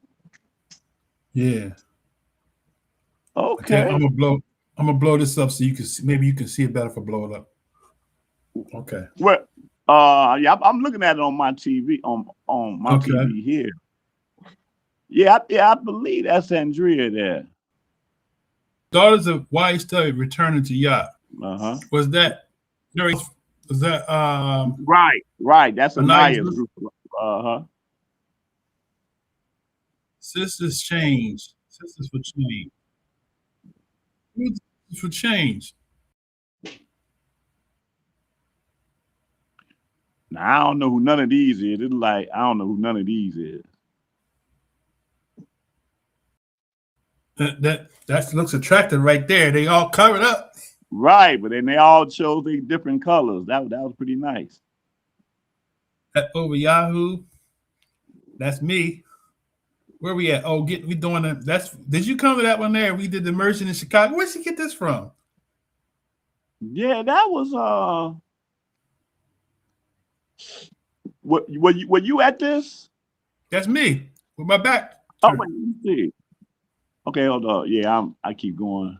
That was when my weight went up. That wasn't when we was at like Rainbow Beach, was it? That was. I don't think you made it to that one. That was when Elder Yona came up from Fort Wayne, and the other brother had the congregation down there. Ron. What's the brother's name? Elvinia's class. Okay. Yeah, you didn't make it on that trip. That was a class in Fort Wayne? Yeah. Okay. Cause I went to one. I don't know if you was there. It was in Chicago.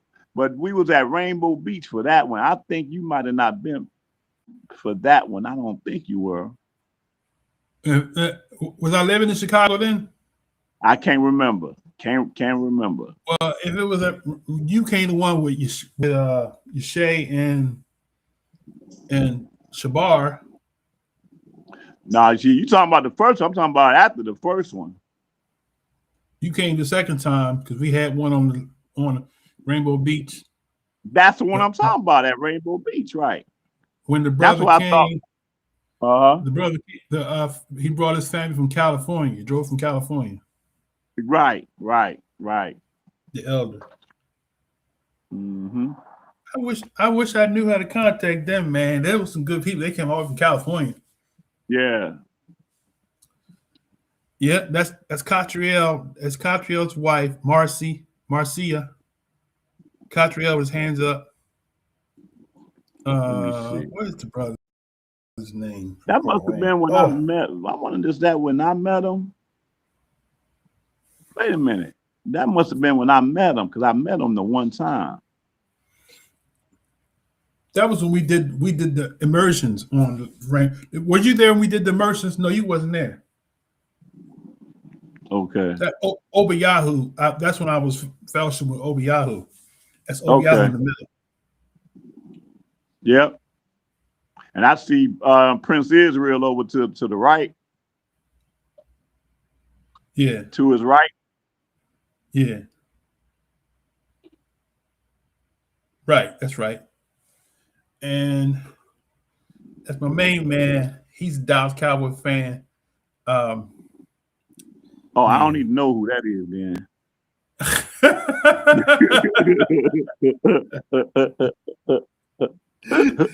See, you wrong for that. Who you talking about? Where you at? Which one?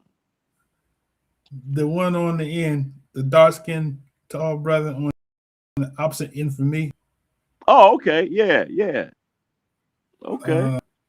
Yeah, he's got a he's married now, but at one time he was married to Amalia. Remember Amalia? That name sound familiar. Penny. No, I don't know who that is.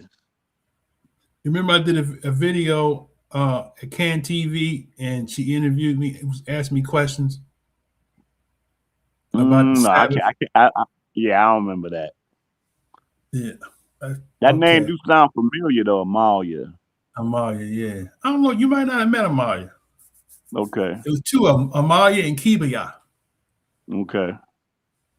And they went to Obayahu's. Well, they came to Obayahu's from my YouTube channel. And when they saw Obayahu up teaching, they said, "Why you ain't teaching?" I said, "This ain't my congregation." I said, "I just fellowship with them." Right. And they was gonna leave. I said, "No." Right. I said, "Y'all."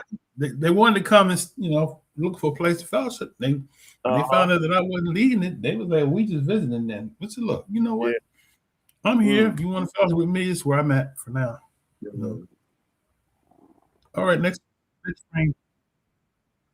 I know that's the IOG guys right there. I mean, that's not the IOG. That's KLY. Yep. Mm-hmm. I went to the camp when I went to Israel. Okay, yeah. Man, when they fed me out, I thought they would feed me for free. When I pigged out. You thought they were feeding you what? I thought they would feed me for free. Oh, for free. Oh. Then they brought me the bill out. I was like, I thought y'all would treat me for free. I thought that was supposed to be free. I'd got me a salad. Right. Well, they all had vegan food anyway, but they had vegan substitutions. They had like vegan ribs and everything was vegan. Vegan, how Soul Veg was. Yeah, same thing. They do that. Yep. Mm-hmm. Okay. So this is this Jacksonville again? I mean, Tampa again? Yeah, that's Tampa. That's Tampa. I don't even think I was in this picture either. Mm-hmm. Tony, boy, he was in all pictures, wasn't he? Oh, y'all got Yeah, a shofar blowing. Ovinia in there. I was about to say Virginia too. Yeah, He's in every picture, wasn't he? and then they go Nuriyahu's ex-wife there by Tony. Mm-hmm. This might have been the last time I saw her too. Now that I think about it, Nuriyahu and I don't know the two sisters there. let me see. Well, Nuriyahu got no great egg. I bet you he see this picture. He probably like, Red, where you get that from? Right. Well, he said because it's his wife, so he said. Oh, his wife got the pictures. Well, this is a video. Oh, this is his wife video. Yeah. Oh, okay. I was gonna say she got to be from Chicago, having all these. Okay, all right. Hey, Makes sense. uh-huh. I'm gonna let you go, man, so you can get ready. It's almost 1:30. Yeah. Cynthia said shalom. Shalom. Shabbat shalom. I'm going to watch this offline. I'm gonna let you go and get set up. And okay. So I'm about to cut in the stream, and I'll just continue watching it offline. But man, oh wait, it's good. Keep going for a couple of more pictures. I want you to see the one. Okay.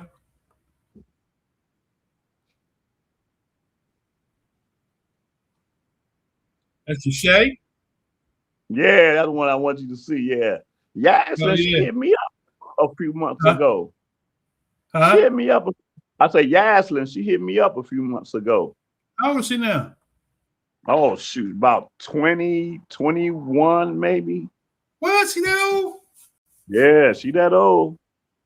Man, that makes us older. Oh, man. Ancient of days, Jack. 21. Good gravy. I know. Man, she was Shay's arm last time I saw her. Right. And now all of these other pictures come up. I don't know none of these people. And which come Shabar's daughter's like 30. Yeah. She college grad. Uh-huh. Yeah, most of the next pictures I don't know too many of them. Yeah.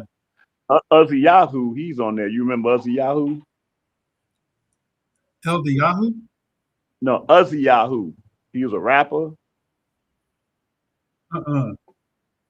He about to come. Oh, okay, I'm looking at my TV, but I'm seeing on yours. You ain't. There you go, right there. That's him there. That's him. Yeah, his wife is the sister of Nuriyahu's wife. They were sisters. Oh yeah. Yeah, that's how they met. Yeah. How about that? Man, good memories, man. Those are good memories. Right. Yeah, brother Malachi right there. The short one, that's with Nuriyahu. Malachi from Atlanta? No, he's actually from here in Jacksonville, but he lives in Tampa now. Oh, okay. We did one rap song together, as a matter of fact. That's Anaya's son. Right, the one he was in the WWF. Oh, was he?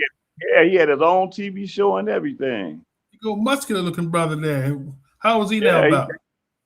I don't know. But he was there in Tampa. When we was in Tampa, he was there. That's where I met him. He's about 30 there, wasn't he? On this picture, wasn't he? I can't even say. She had him when she was young. Yeah. Oh man. Huh? That's brother. What's his name from Mount Vernon, New York? Yeah. Oh, I forget his name. I think he left out of. Wasn't he in the One West Divisions? One of them. No, I don't. He probably was. I don't know. I think he left out of one of the One West Divisions, and it's possible. A lot of them brothers came out. Yeah, it's possible. When they came in contact with us, they was like, "What? This Israelites that's not cray like the ones that we come from." Right. I wish we could have grabbed a hold of some of the people that left before they went into the back to the church. Right. Shadiah. Who was that? You know who that was? Shadiah. She's got CD. Shadiah. Yeah. I don't know who that is. She's from KOI. Okay. I never heard none of her music before. Wow. She sings the song "Open Up Your Heart." Yeah, he reigns. I'm not familiar with her. Wow. Yeah.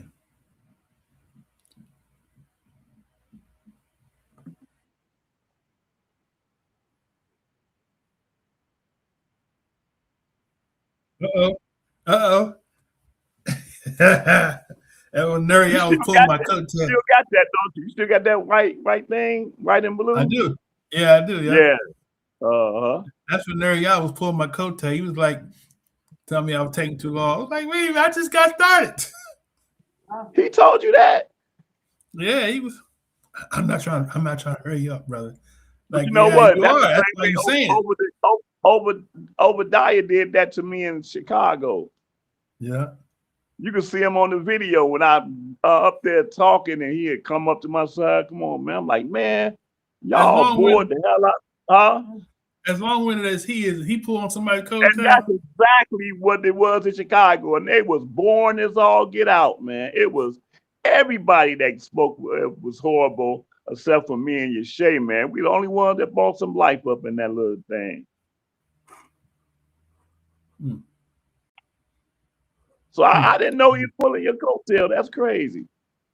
I mean, he didn't literally pull my coattail, but I mean, he was right. I know what you mean. Yeah. He was right there. He might as well have pulled. He might as well have. So mine's come up next. You on pause, but I remember thinking I had never spoken in front of so many people before. Yeah, I was screenshotting. I was screenshotting that one. Oh, okay. I think I had a video somewhere though. That's a classic moment right there, though. Yeah. Huh? Yeah. Oh, there you are. Yep. The brother. That was your reader. Yeah. I can't remember his name for nothing, man. I talk to him on Facebook all the time. He ain't got a common name. That's why. Yeah. Damn. As soon as I get off the phone with you, I'll remember what his name was. Yeah, I'm trying to remember. My brother gave me that red outfit. Oh, did he? Yeah. You look like Jacob Israel. Jacob Israel used to wear them dark shades too. Oh. Remember Jacob Israel from St. Louis? Oh yeah. Who can forget? You stupid Negroites. that was the time, boy. Remember you got what's his name? Eliyahu. They was all fighting. But you know what though? Funny thing about him though, Key loved them though. When he'd come on what that Saturday night, he come on Friday night. And he said them pink booties. She used to quote that all the time. That's funny how they used to come. The Arabs used to come in the room on the Shabbat and hijack the mics and stuff. I'm like, how did they able to hijack the mics? All right, man, but let me go ahead, man. I'm about to go ahead and get started, man. All right. But 4 of us up in here, man. I'm gonna go ahead and close this stream out. Yep. All right. I'm gonna turn you on. I'm gonna prop my feet up and kick it back. Okay. All right. Well, Shabbat Shalom. Shabbat Shalom.